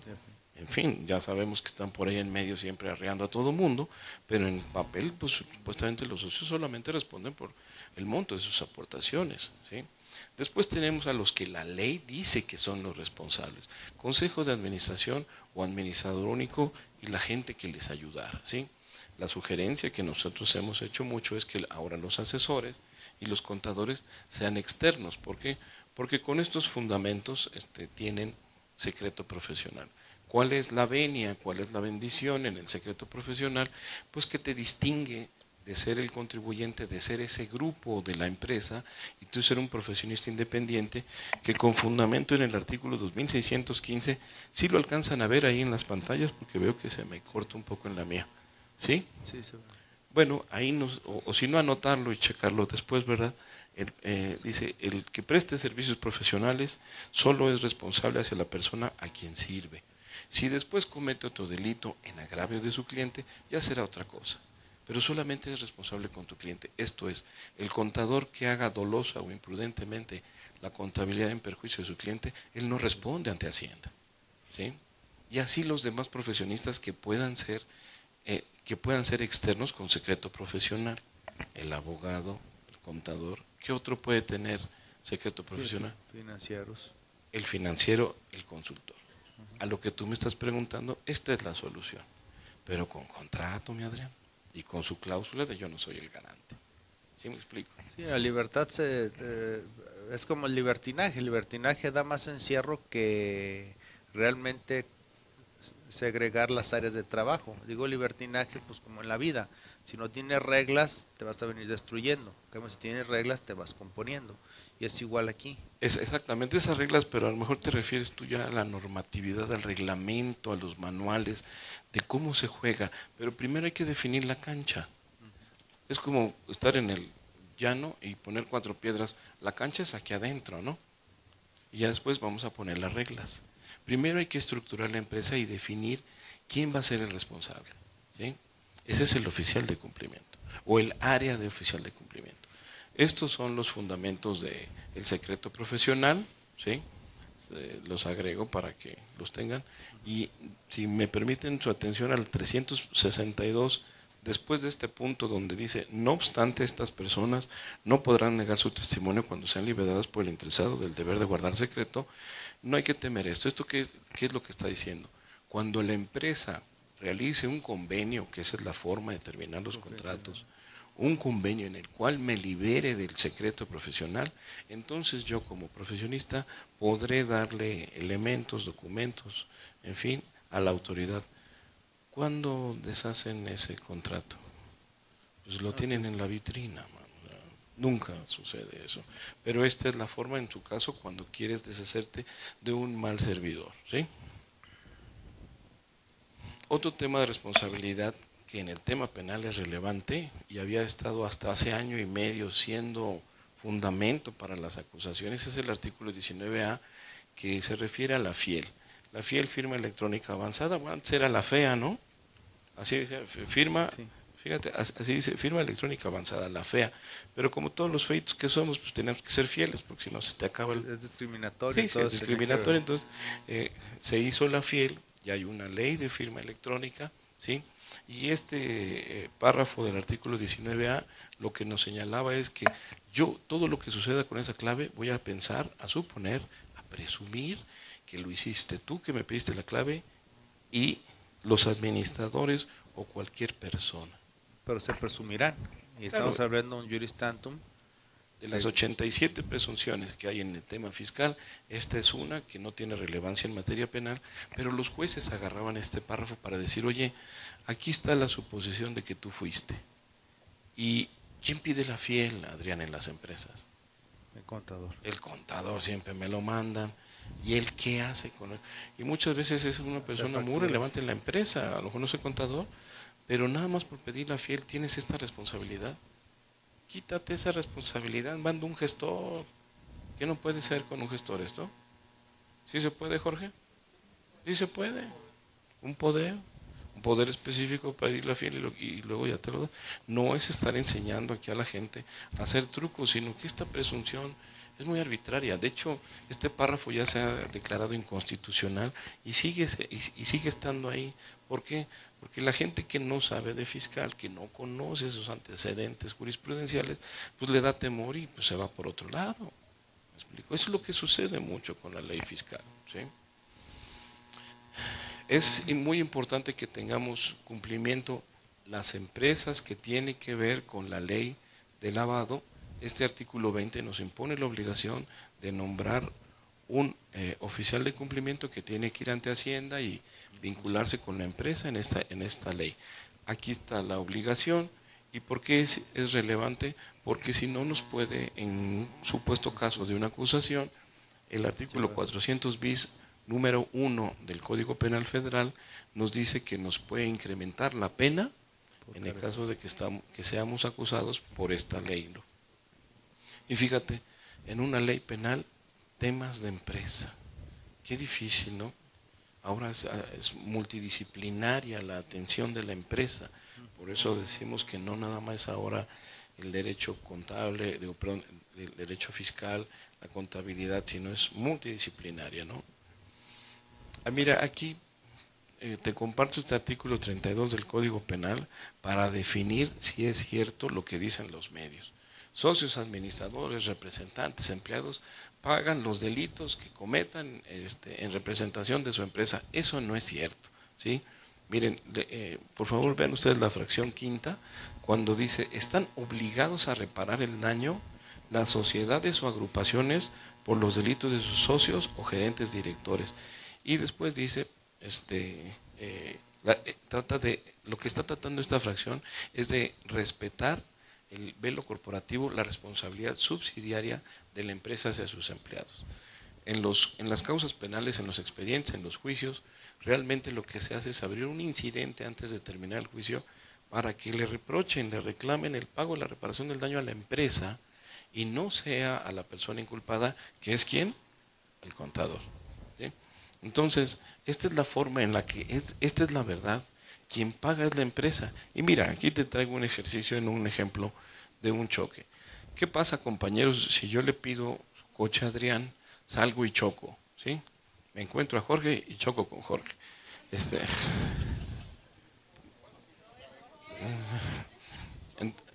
Sí, entonces, ¿qué sucede? ¿Quién paga el choque? ¿Yo que pegué, Adrián que es el dueño del coche o el seguro? ¿Quién paga, compañeros? El seguro, ¿no? Con la suerte de Jorge, dice Jorge. Entonces paga el seguro, pero si paga el seguro, la responsabilidad de pago se derivó hacia Adrián, dueño del coche, por una cuestión contractual, ¿sí? Ya sabemos que la patrulla y el señalamiento de Jorge dice, me levantas a Fernando, ¿sí? Él fue el que me pegó, pero a la hora del pago fue el seguro de Adrián. ¿Qué pasa si yo trabajo para la empresa de Adrián y traigo el coche de la empresa? Y me vuelvo a encontrar a Jorge y le vuelvo a pegar a Jorge. Pues aparte de una limpia, ¿quién paga? ¿Yo, el seguro, la empresa o el socio? El seguro, pero en este caso pagó la empresa. Fíjense cómo se deriva por una cuestión contractual. Eso es lo que estamos buscando, ¿sí?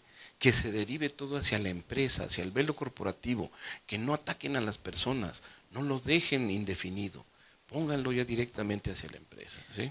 Sí, ahí voy a hacer un pequeño comentario porque en el artículo 26 del Código Fiscal, algo que les platico a los muchachos, es decir, a ver, primero tenemos que encontrar, no cualquier persona es un responsable solidario. Sabemos que pueden existir dos, por mandato de ley, por aceptación expresa o sumisión. Sin embargo, tiene que reunir características si es por mandato de ley. O sea, tiene que tener dos posibilidades, la material y la jurídica. La material de retener o hacer el cumplimiento si voy a ser responsable solidario, y la jurídica que hay un vínculo o una relación, un nexo contractual o societario. Entonces, cuando de repente, y aparte la oportunidad material, o sea, que el dinero pase por mí, para poder decir, hablando del ejemplo, retenciones, tomo el dinero de la retención y entero el resto. Imagínense si les dijera que existe dentro de la ley DCR, y eso se lo aprendió el maestro Víctor Gumaro hace un par de días, que en cuestión de retenciones a pago de extranjeros, eres responsable, lo hayas retenido o no. O sea, o le hayas pagado o no, perdón. O sea, quiere decir que si ni siquiera le pagué porque terminamos mal, pero hubo una relación contractual con un prestador de servicio en el extranjero que me viene aquí a México y yo le tengo que retener, pero terminamos mal, no le pagué, aún así por esa existencia de la relación, aunque económicamente ni tuve posibilidad y jurídicamente está todavía en veremos si le pago o no, mientras tanto estoy responsable. Esos son de esos errores que no pueden fíjate que ahí lo que hizo la ley es decir, no nos esperamos al devengado, sino al declarado. Así es. ¿Sí? Y pues más bien fue por la constitución ya de ese pago. No te está esperando la ley a que le pagues. ¿Sí? ¿Por qué? Porque en una cuestión extranjera está esperando que hagas una conversión de moneda o un depósito hacia afuera, ¿sí? O a través de otra empresa. Sí, y bueno, y el punto es o sea, ahorita que ponen los ejemplos, pues me viene a la mente, tiene que haber algo que al responsable, en este caso, de contribuir. Yo me alejo de lo penal, que eso es lo que quiero, estar lejos de lo penal, sí, pero me alejo en el comentario en decir, bueno, hoy sí te ves más gordo ahí. Es lo que digo. Sí, ahí me vi la papada. Tú, no yo. Me dice, sí te ves más gordo, sí, gracias. Espejo, sí, ya me queda claro.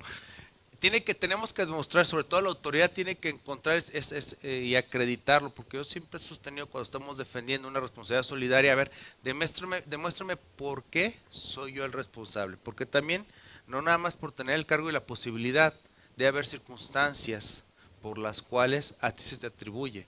En el caso de un liquidador, oye, eres responsable, tienes vínculo y tienes oportunidad de pago, pero eso ahí con ellos hay un tercero, que incumplas con informarme a mi SAT o presentar los avisos, en ese momento eres un responsable solidario. Bueno, hay uno súper arbitrario, ¿no? No estás localizado, entra a la solidaria. ¿Sí? Si no te encuentro, pues me voy a hablar con los socios. Pero ¿cuál administrador vamos pensando que fue un administrador general único? Fracción tercer párrafo, responsabilidad solidaria de los directivos. Tú eres el administrador hasta el 2016. Yo a partir del 17 en adelante, cuando ya veo que está el problema en serio de impuestos, te digo, pelémonos. Entonces, ¿con cuál administrador irá? ¿Con las que se generaron las contribuciones que fuiste tú? ¿O cuando yo como administrador que tengo la capacidad para hasta presentar los avisos, ya sea material y jurídicamente para estar al día, tú ya estás fuera de? Bueno, en el tema administrativo es el de funciones vigentes en el momento del acto. En el tema penal, tráete a los dos.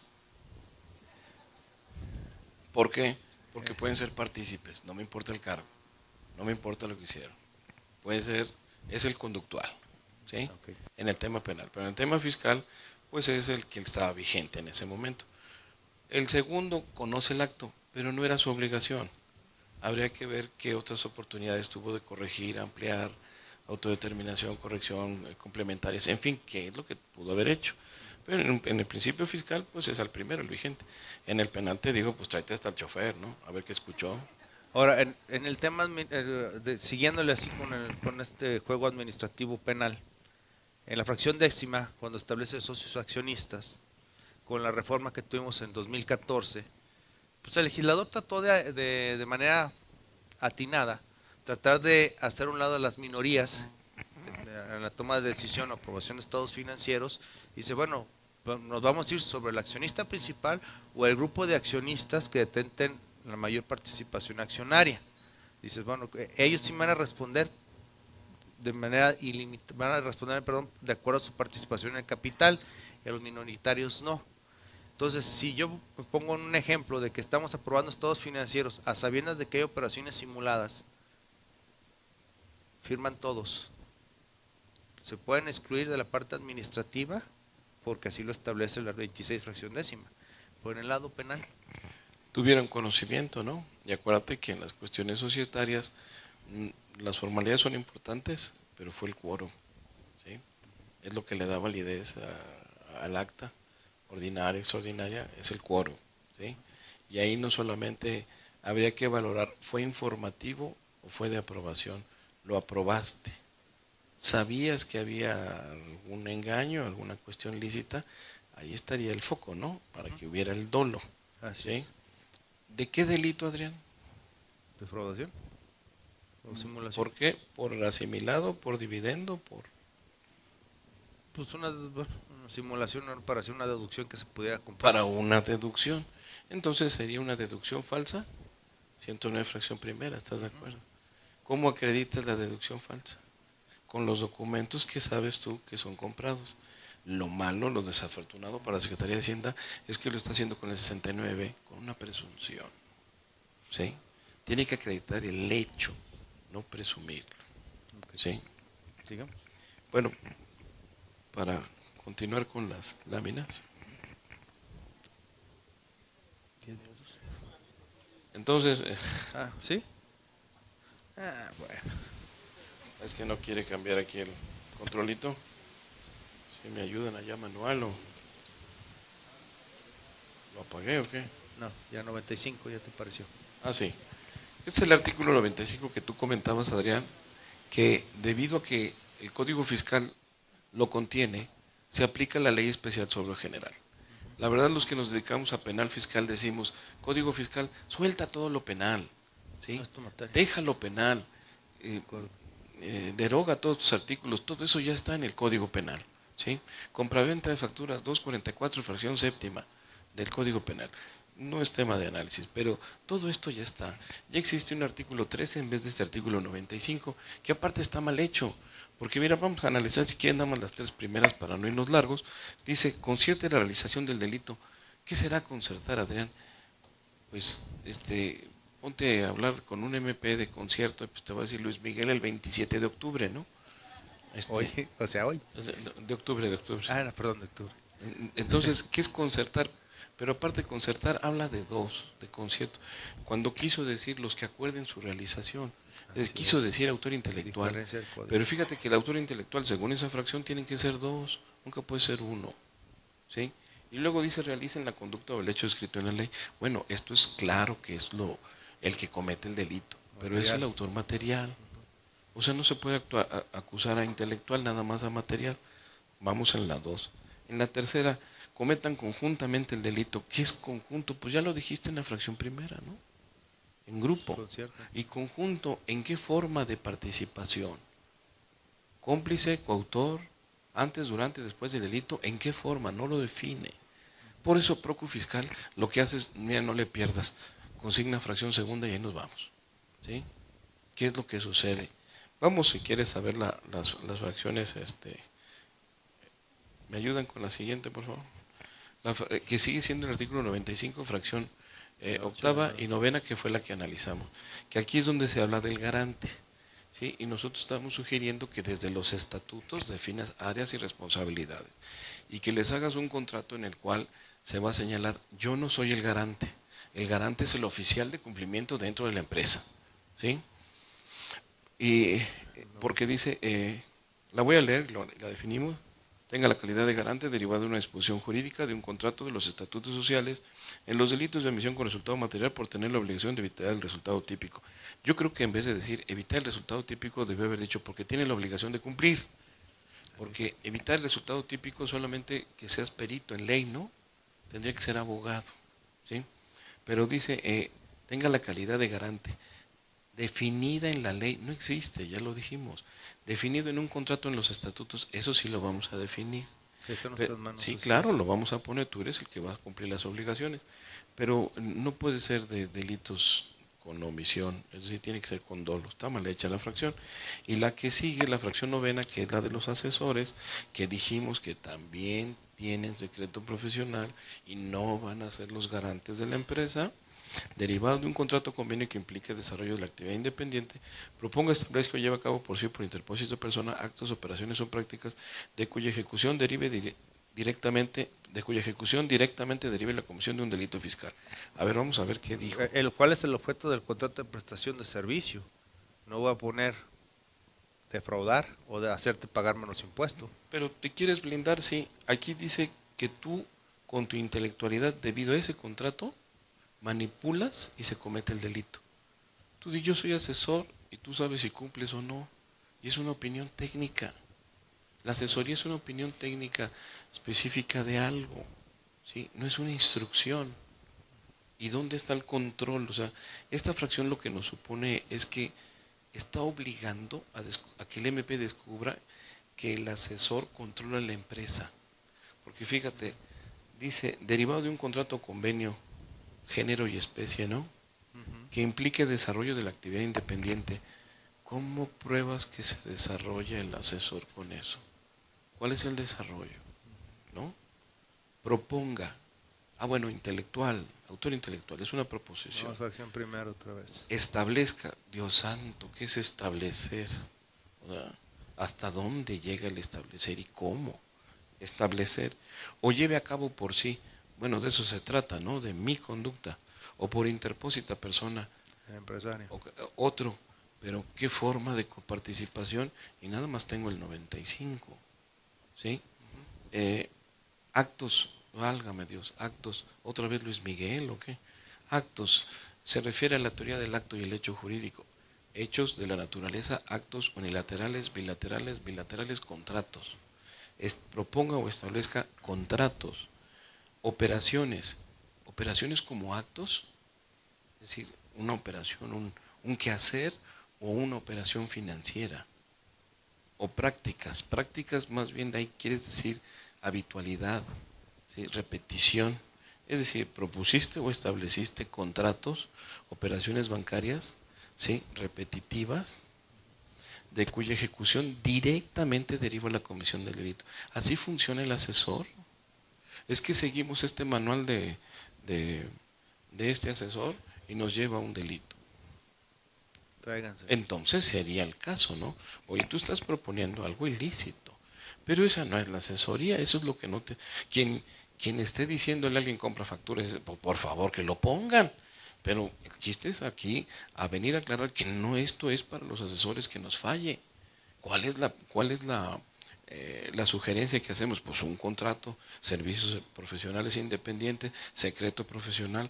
Yo no soy el garante del cumplimiento de obligaciones y aparte mi opinión es meramente técnica, ¿sí? Hasta ahí llegamos. ¿Para qué? No me vas a hacer copartícipe por ser el asesor, válgame Dios, ¿sí? Si el contador que puso 2 más 2, 7, con secreto profesional no llega, pues yo por una opinión, pues menos, ¿no?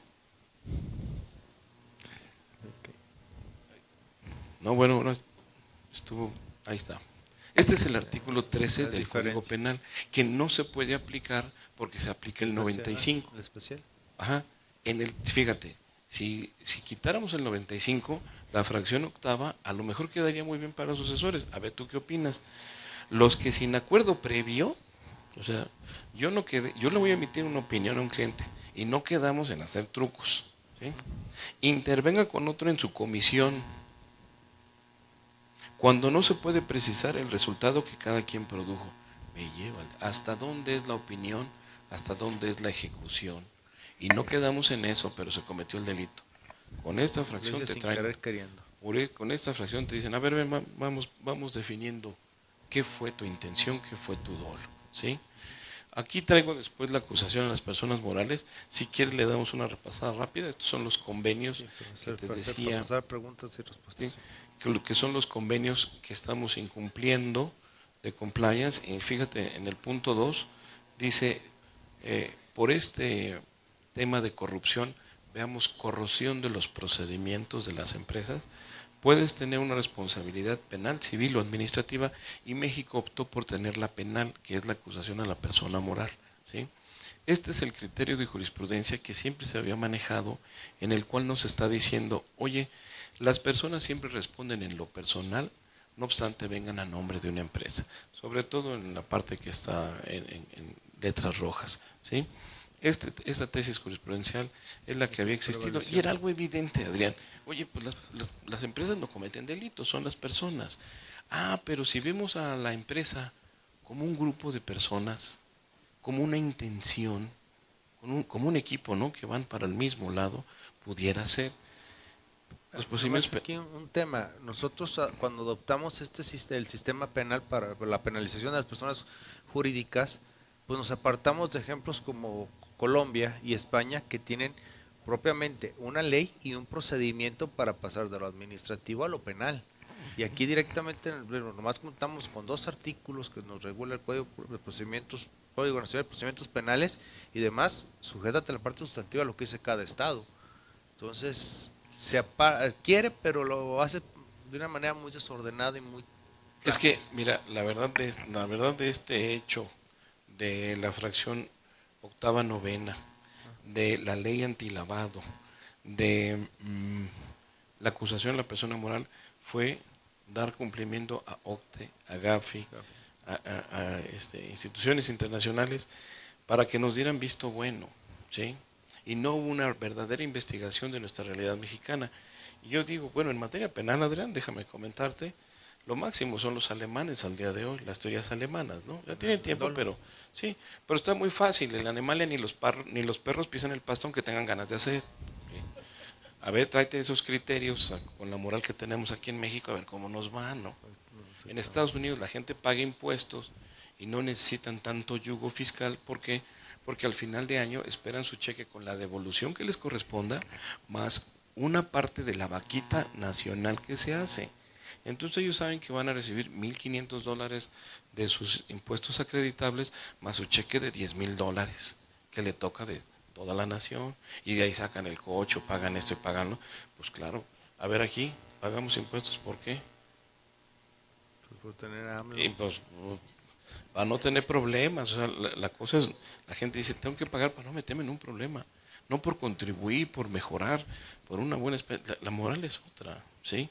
Y la verdad, no queremos tener un perro que nos esté ladrando aquí, pues deberíamos cumplir primero, no lo hacemos, esa es la verdad, ¿sí? Mira, estos son los criterios jurisprudenciales que hablan del velo corporativo. Sé que todas estas láminas se las van a compartir, compañeros, para que tengan anotación de esto y le den una checada, ¿verdad? Y decía yo a ustedes que en materia penal no es nuevo acusar a un grupo, así como acusar la coparticipación, la complicidad.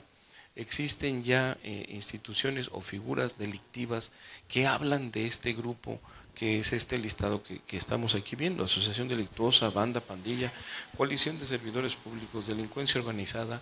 Ahora tenemos la acusación a la persona moral, y lo que trata es ver las responsabilidades solidarias y subsidiarias que pudieran acusarse, ¿sí? Esto es lo que es banda, ¿sí? Pido su atención a la parte de abajo donde se distingue la organización de 3 o más personas. Así empezó. Esta es la figura, el abuelito de delincuencia organizada, ¿sí? Pero fíjense ustedes cómo se fueron implementando elementos y cómo se fueron haciendo diversos criterios, ¿sí? Esto es lo que es pandilla, y aquí lo que se destaca es que es una forma eventual, ¿sí? Imaginemos que vamos a un partido de fútbol y me encuentro a Adrián y me encuentro a Jorge, y en el calor de las copas pues golpeamos a uno del equipo contrario de León, por ejemplo, no sé por qué se me ocurrió ¿sí? Y ahí se cometieron lesiones en pandilla. No nos dedicamos a lesionar, no nos reunimos con esa intención. Fue eventual nuestra reunión, pero es una calificativa, es un exceso de fuerza contra la persona que nos hace actuar en pandilla como un nuevo delito y nos califica la pena, ¿sí?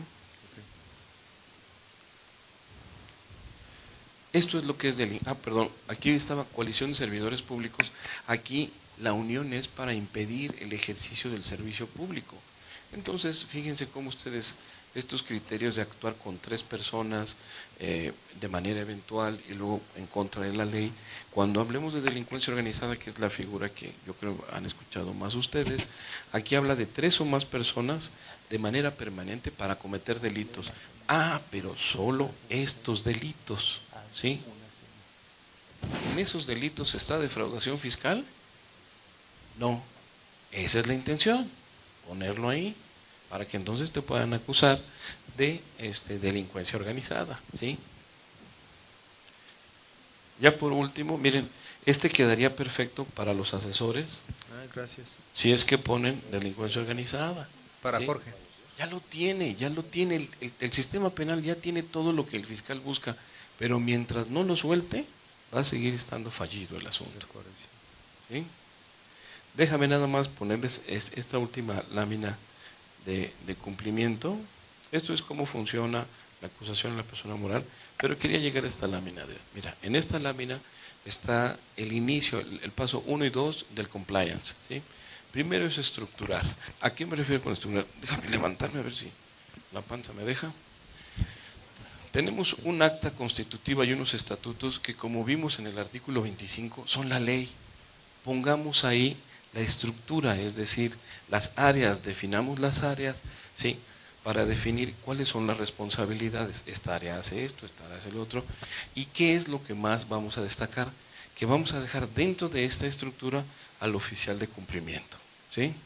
Y afuera al contador, los asesores y los representantes. ¿Para qué? Pues aparte de que no tienen por qué estar adentro, tengan secreto profesional, ¿sí? No es una sugerencia defensista, es una sugerencia de mejor cumplir el derecho, de estructurar lo que sí tiene que estar dentro de la empresa y lo que no tiene que estar. Al final del día tenemos a quién va a responder por la empresa, ¿sí? Y luego el paso 2 es estructurar, ya definimos la cancha, ahora vamos a definir las reglas del juego. Para esto, hacia adentro de la empresa, el compliance es muy laboral, porque hay que atender al reglamento de trabajo y, sobre todo, al código de conducta, ¿sí? Esto lo que de este conjunto de instrumentos dentro de la empresa tengamos, la normatividad de la empresa, lo que podamos llevar a comisión mixta, es decir, los acuerdos entre trabajador y patrón que podamos ir a certificar o a llevar a la Junta de Conciliación y Arbitraje, es lo más sugerido que les puedo hacer, porque da mayor legalidad, ¿sí? Y tenemos que crear un manual de supervisión específico para este señor, para el oficial de cumplimiento. Este es un reglamento aparte, cómo checar, cómo ser el supervisor, ¿sí? Es un área de supervisión. Después tenemos que crear diversos manuales. Ustedes saben que hay un manual hasta cómo usar el baño, cómo usar el estacionamiento, ¿sí? Esto lo tenemos que notificar a los trabajadores. Cuando es de capacitación, tenemos que capacitar a los trabajadores, levantar un acta de asamblea, decir que se hizo toda esta instrumentación, toda la capacitación y cerramos nuestra acta, ¿sí? Esta es la forma de hacer compliance. Sé que por ahí Adrián tiene planeado para ustedes hablar un poquito más de compliance, pero esto es el 1 y 2, estructurar y hacer la normativa. ¿Cómo ves, Adrián? Muy bien. Ahora pasamos a las preguntas. Si alguien tiene alguna duda, Muchas levante gracias. la mano y con gusto le llevamos el micrófono. ¿Alguna duda, algún comentario de tema penal o tema un poquito de compliance? Como les decía a un inicio, hablamos un poquito de responsabilidad, de definir la responsabilidad, de estructurarla y de cómo cumplir luego con el paso 1 y 2 del compliance, ¿no? Se puso al frente. Hola, ¿qué tal? Buenas tardes. Mi nombre es Edgar Arellano y mi pregunta sería, a través de toda la exposición, el debate que hubo entre ambos expositores, yo en mi opinión personal llegaría a la conclusión que usted dice que es muy difícil fincar una responsabilidad penal, digamos, para los administradores generales únicos, para el Consejo de Administración, en este caso el presidente del Consejo de Administración, en este caso algún gerente que se designe a través mediante estatutos o asambleas. Es muy difícil, o todas esas, digamos, pues delitos que se puedan cometer en la parte fiscal, verdaderamente se podrían aterrizar, verdaderamente si se finca una responsabilidad, si el Ministerio Público tiene oportunidad de llegar a ganar todas esas, no sé, delitos que se imputan. Mira, tu pregunta tiene varios perfiles, porque uno dices, oye, si está el administrador, el representante, todas las personas de la empresa, si no me dices qué hace cada quien, pues me traigo a todos, ¿sí? Aquí está el Consejo de Administración, Contabilidad y Representatividad, te los a declarar. ¿Y sabes qué sucede? Que dice la gente, ahorita que acaben de pelotar, si quién se queda, me dicen, pero se va a quedar, o sea, alguien se tiene que quedar. Si yo dije, el responsable es Jorge Moreno, a los demás, ¿qué les vas a hablar? Por eso es importante definir la responsabilidad. No está en la ley, compañero. No lo tenemos en los estatutos. No hacemos los contratos definiendo esa responsabilidad. Hagámoslo, ¿sí? Eso tiene 100 años. Desde 1872, en el tema penal, esa definición de responsabilidad estaba. Se dejó de lado porque perdió relevancia, pero ahorita no. A cómo están las cosas, es importante definir. Y esa es una manera de cumplir, de dar la cara, de no decir, oye, yo, ¿por qué tengo que estar respondiendo por lo que indefinidamente está en el aire? No, señor, el responsable es Jorge. Jorge, ¿qué hiciste? Es el oficial de cumplimiento, ¿sí? En el tema de delito, a eso me refería yo, no a las formas de estructurar la responsabilidad, de definirla. El delito ahorita es casi imposible porque el engaño no puede ser electrónico, compañero. Y el 108, están dos defraudaciones, 108 genérica, 109 equiparada, ¿sí?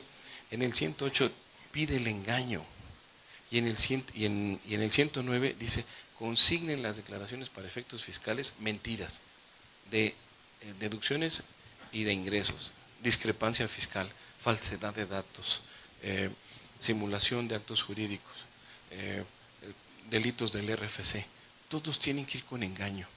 Pero ya ni el cambio de domicilio vas y entregas, lo haces electrónicamente. Si eres persona física, estás en la cruz, pero en la empresa, ¿por qué tienen que ser todos? ¿Por qué tiene que ser el cuerpo de administración? Tú que eres administrador de una empresa, te contratas y no sabes todos los trucos que trae la empresa y las malas caras que te está haciendo la autoridad. No, señor, defínelo.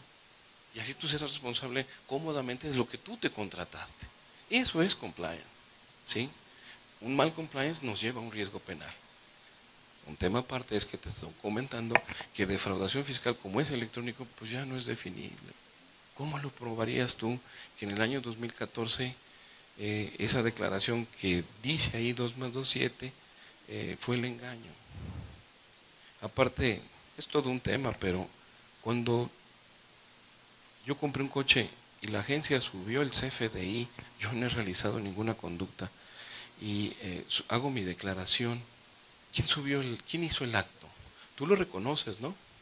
Y en tu declaración dices que es una deducción, en fin. Pero realmente el subir la información, tú no lo hiciste, tú no hiciste ese acto conductual. Y en el 109 fracción primera dice, consignen las declaraciones para efectos fiscales, deducciones falsas o ingresos acumulables menores a los realmente obtenidos conforme a las leyes fiscales. Tú no subiste la información, tú la das por buena. ¿Pero eso dice el delito? ¿Aceptar el hecho o subir la información? Tú no la subes. Es más, vamos a pensar que tú dices, bueno, le voy a dar chance al MP, ¿sí? Reconozco como mía esa información. Ah, sí, ok. Imprímeme el CFDI, imprímeme la declaración. ¿Qué dice arriba? Hacienda. ¿Tú puedes reconocer un documento de Hacienda? El CFDI es de Hacienda, no es tuyo, ¿sí o no? Pero la ley dice que impreso es solamente una presunción. No sirve de nada el papel probatoriamente. Hay que ir hasta donde está el titular del servidor. Y llega el ingeniero y nos dice, sí, en este servidor está ese documento, porque es el único facultado para reconocer cadena y sello digital. Ningún servidor público tiene facultades de Hacienda para reconocer sello y cadena digital. Ahí los quiebras probatoriamente. ¿Sí? Es por eso que el análisis de la existencia o no de los delitos fiscales ahorita, no nada más es en señalar que el ámbito fiscal y el ámbito penal no están a la par, no están homologados en sus conceptos. Los procedimientos. Para un expediente penal fiscal, yo sé que usted no conoce ni uno, ¿verdad? Nada, ni de oídas, ¿sí? Es la visita, la compulsa, ¿sí? El resultado de la DIOT o la electrónica. ¿Y cuál de estas formas de fiscalización habla de mi conducta? Son diligencias de la autoridad. Y te voy a decir, la compulsa y la DIOT, no veniste a revisarme, ¿sí? No tienes la verdad histórica, tienes suposiciones. Las presunciones de ingresos son la verdad histórica, compañero. ¿Te basaste en qué? Pues es que yo le vi todos los ingresos y le hice y mis presunciones y me faculta y a usar el factor y sale tanto. Esa no fue la verdad real, histórica, esa es una presunción de ingresos. Por eso todas esas presunciones en materia penal son irrelevantes. Ahí está la maestra allá afuera, ¿no? No, Duarte no está afuera. No, pues 9 años le dijeron. A la mitad y por buena conducta. Yo tengo una pregunta con el tema de las revisiones electrónicas que no han iniciado. Mucho se ha comentado que es precisamente por el tema de en qué fecha inician, la fecha cierta de inicio de la autoridad, porque pues al ser electrónicas no hay una notificación al contribuyente de cuándo se inició ese proceso de revisión y solamente le notifican vía electrónica, que también ya mencionó sus bemoles, el tema de la diferencia y la posibilidad de aclararlo. No ha surgido hasta el día de hoy, a sabiendas de muchos contadores y abogados, algún tema de litigio por auditorías electrónicas, por revisiones electrónicas. Pues mira, es parte del criterio que estaba comentando ya de la fecha cierta, ¿no? De los documentos digitales, sí o no. No, y de hecho le estaba platicando, si toman la revista del tribunal de este mes de septiembre, pues antes de que, bueno, cuando empezó el 17H, que te decía, pues tienes también un espacio, si las partes se acuerdan, para subir en el buzón tributario información, pues yo les decía, pues de esa manera nos ahorramos la certificación, y ahora, bendito tribunal, determina que no da fecha cierta. O sea, en la primera lectura que le acabo de dar esa tesis, me sorprendió mucho que desconociera esa certeza que la propia plataforma tendría que darle al contribuyente pues ahorita el tribunal dice que no es suficiente. Sí, es que de verdad es muy lamentable lo que pasó. Yo creo que septiembre, a pesar de ser mi mes, creo que para muchos el mes de septiembre no es bueno. Sí, la verdad están terribles las tesis. Denle una leída. Hoy apareció en la mañana. En el tema penal, una revisión electrónica, lo que están haciendo Hacienda, bueno, en las denuncias y en las querellas es, te mando impresión de pantalla certificada, ¿no? Y viene con cadena. Pues, los servidores públicos no más pueden certificar los archivos que tienen a su cargo. Así dice la ley orgánica y procedimental. ¿Usted tiene a su cargo el servidor? No. Entonces, ¿qué anda presentando usted? Certificaciones de documentos electrónicos. Atrás todo. ¿Cuánto de eso se va a caer? Mercantil, fiscal, laboral, civil, familiar, penal. No estoy aconsejando al diablo, pero esa es la verdad.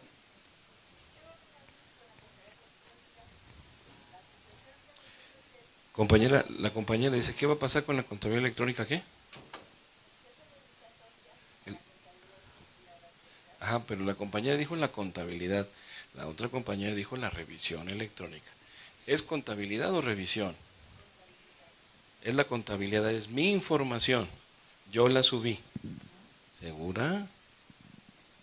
Pues se envía cada mes. Ah, Se envía la balanza a la autoridad cada mes. ok, de la contabilidad de los resultados y de lo que, ok, pero la pregunta es, ¿Por qué? ¿Qué va a pasar con esa contabilidad? porque ahora es más fácil, fue la solución que encontró la autoridad, ¿no? Para tener efectividad, celeridad, ¿cierto o no? Pero la gran mayoría no la mandan. ¿Por Ahí qué? va a pasar. ¿Por qué no la mandan? Pues hay que mandarla, ¿no? Sí. ¿Cómo se mandan las contabilidades? Pues ajustadas, ¿no? Y electrónica. Digo, mira, sin mal opinar, en Hacienda, en Procu Fiscal, sabíamos que ninguna contabilidad, lo que tienes en papeles en la contabilidad es el reflejo de lo que dijiste fiscal. ¿Por qué? Porque no toda la contabilidad es fiscal. Eso es evidente, ¿ok? Y la contabilidad que tienes, digamos, para el tema administrativo de la empresa, está hecha para llenarle los ojos al dueño, ¿sí? No para realmente ver la realidad de la empresa, ¿sí? Tú la vas a ajustar para que el dueño te diga, oye, salió a pagar tanto, no, ponle 2 más 2, 7 y ahí ajustamos, ¿sí? Esa es la realidad de la contabilidad que me vas a presentar. Si te agarro y en 5 días, 15 días te agarro la contabilidad. Si hablamos de la contabilidad que se presenta en juicio, ese es otro papel, ¿eh? Ya lo hacen elaborado, acomodado, ajustado, hacen cosas que no debe ser. La electrónica, por la celeridad, la presencia al día que tiene, es lo que se busca. En un tema de moral, de hacerlo sanamente, no está mal hecho. El problema es que no me das tanto chance a corregirme o a equivocarme. Ya me lo ves como si fuera algo doloso, algo malo. ¿Sí me explico? Pero eso es cultural, compañera. No la merecemos, la verdad. Nos merecemos que nos vean así, ¿cierto o no? Sí. Compañero.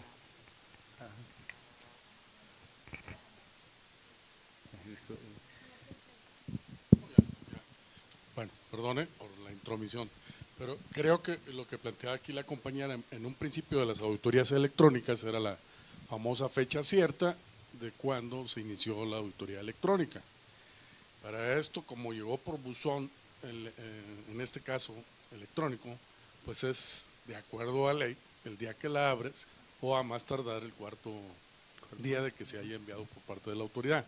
Ese lo toma la autoridad como la fecha cierta en que inició sus facultades. Qué relevante para el tema de tienes conocimiento del delito y del delincuente y empieza la prescripción, ¿no? Desde luego, pero bueno, acá era para efecto de decir qué ha pasado ante la incertidumbre. Efectivamente, es más, hay alguien que nunca abre el buzón a menos que esté esperando una devolución. Si yo te mando un WhatsApp con las palomitas, me doy cuenta de que te llegó y que lo leíste. Pero si te mando un correo a Hotmail, pues no sé si ya lo abriste, si ya lo viste. Por eso la sugerencia que decíamos de que hubiera un RFC, ¿sí? o sea, poner tu rfc@sat.gov.mx y tú controlas el servidor y tú te das cuenta si lo abrió o no lo abrió. Acá va a ser para efecto de la caducidad y en su caso de la prescripción. Totalmente, totalmente. Pero la sugerencia sería, oye, pues tú abre un sistema de correos, tú abre un chat interno, ya lo tienes en tus servidores públicos, entre la gente de Hacienda, de las procuradurías, de todos tienen su chat interno, porque esa sería la nueva realidad electrónica. Y es que estamos muy en pañales, ¿cierto, no, compañeros? Es decir, nos estamos adaptando a la dinámica y luego eso regularlo está siendo muy difícil, ¿sí? Les insisto, en el tema penal, entre más electrónico, menos delictivo. Y la irregularidad que se comete en su momento por parte pues, de las autoridades, en el sentido de que se están liquidando algunos actos específicos, mientras que los impuestos son por ejercicios, como en el ISR, o por mes definitivo. Ese es muy buen punto, compañero, porque esta celeridad electrónica ya nos quita muchos formalismos, muchos pasos anteriores, ¿no? Tenemos la oportunidad de ya no ir a tantas formalidades, de hacerlo un poquito más rápido. Es más, ya a lo mejor ya ni llenamos formatos, tomamos fotografías o videos, ¿sí? Usted me dirá, híjole, eso lo veo muy lejos. Los juicios mercantiles y familiares y penales orales se videograban, ¿eh? Y en vez de ir por tu copia de la audiencia escrita, sellada y foliada, llevas tu USB y te dan tu video. Esa realidad ya está aquí. No irá para allá el SAT, así unos cuernotes y un trinche grande para allá.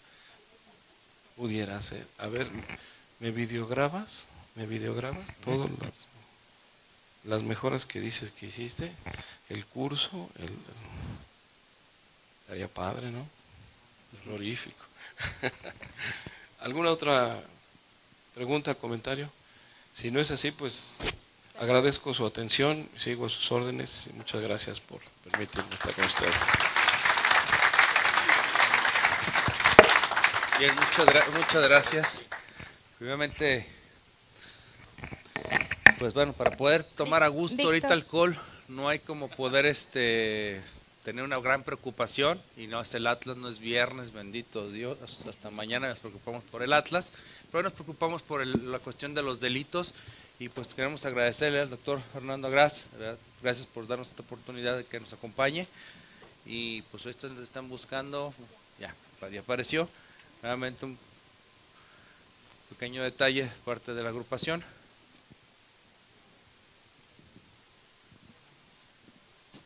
Si quieres dar algunas palabras.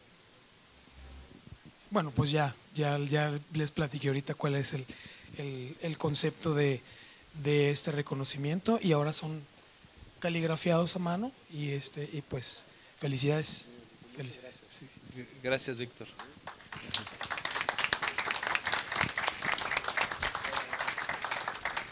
Pues doctor Fernando, le damos las gracias por su participación. Déjame acomodarme para la foto, si no salgo.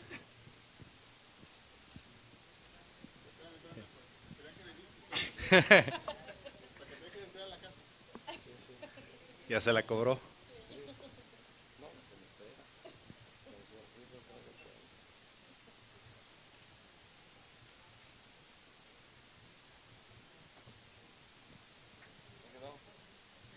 Bien.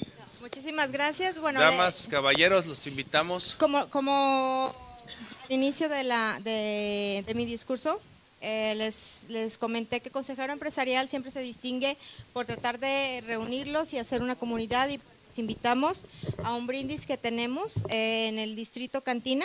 Bajando aquí las escaleras, salimos al estacionamiento y entramos directamente a lo que es el distrito, para que puedan convivir, inclusive con los expositores, puedan hacerles preguntas. ¿Sí? Tenemos un brindis ahí.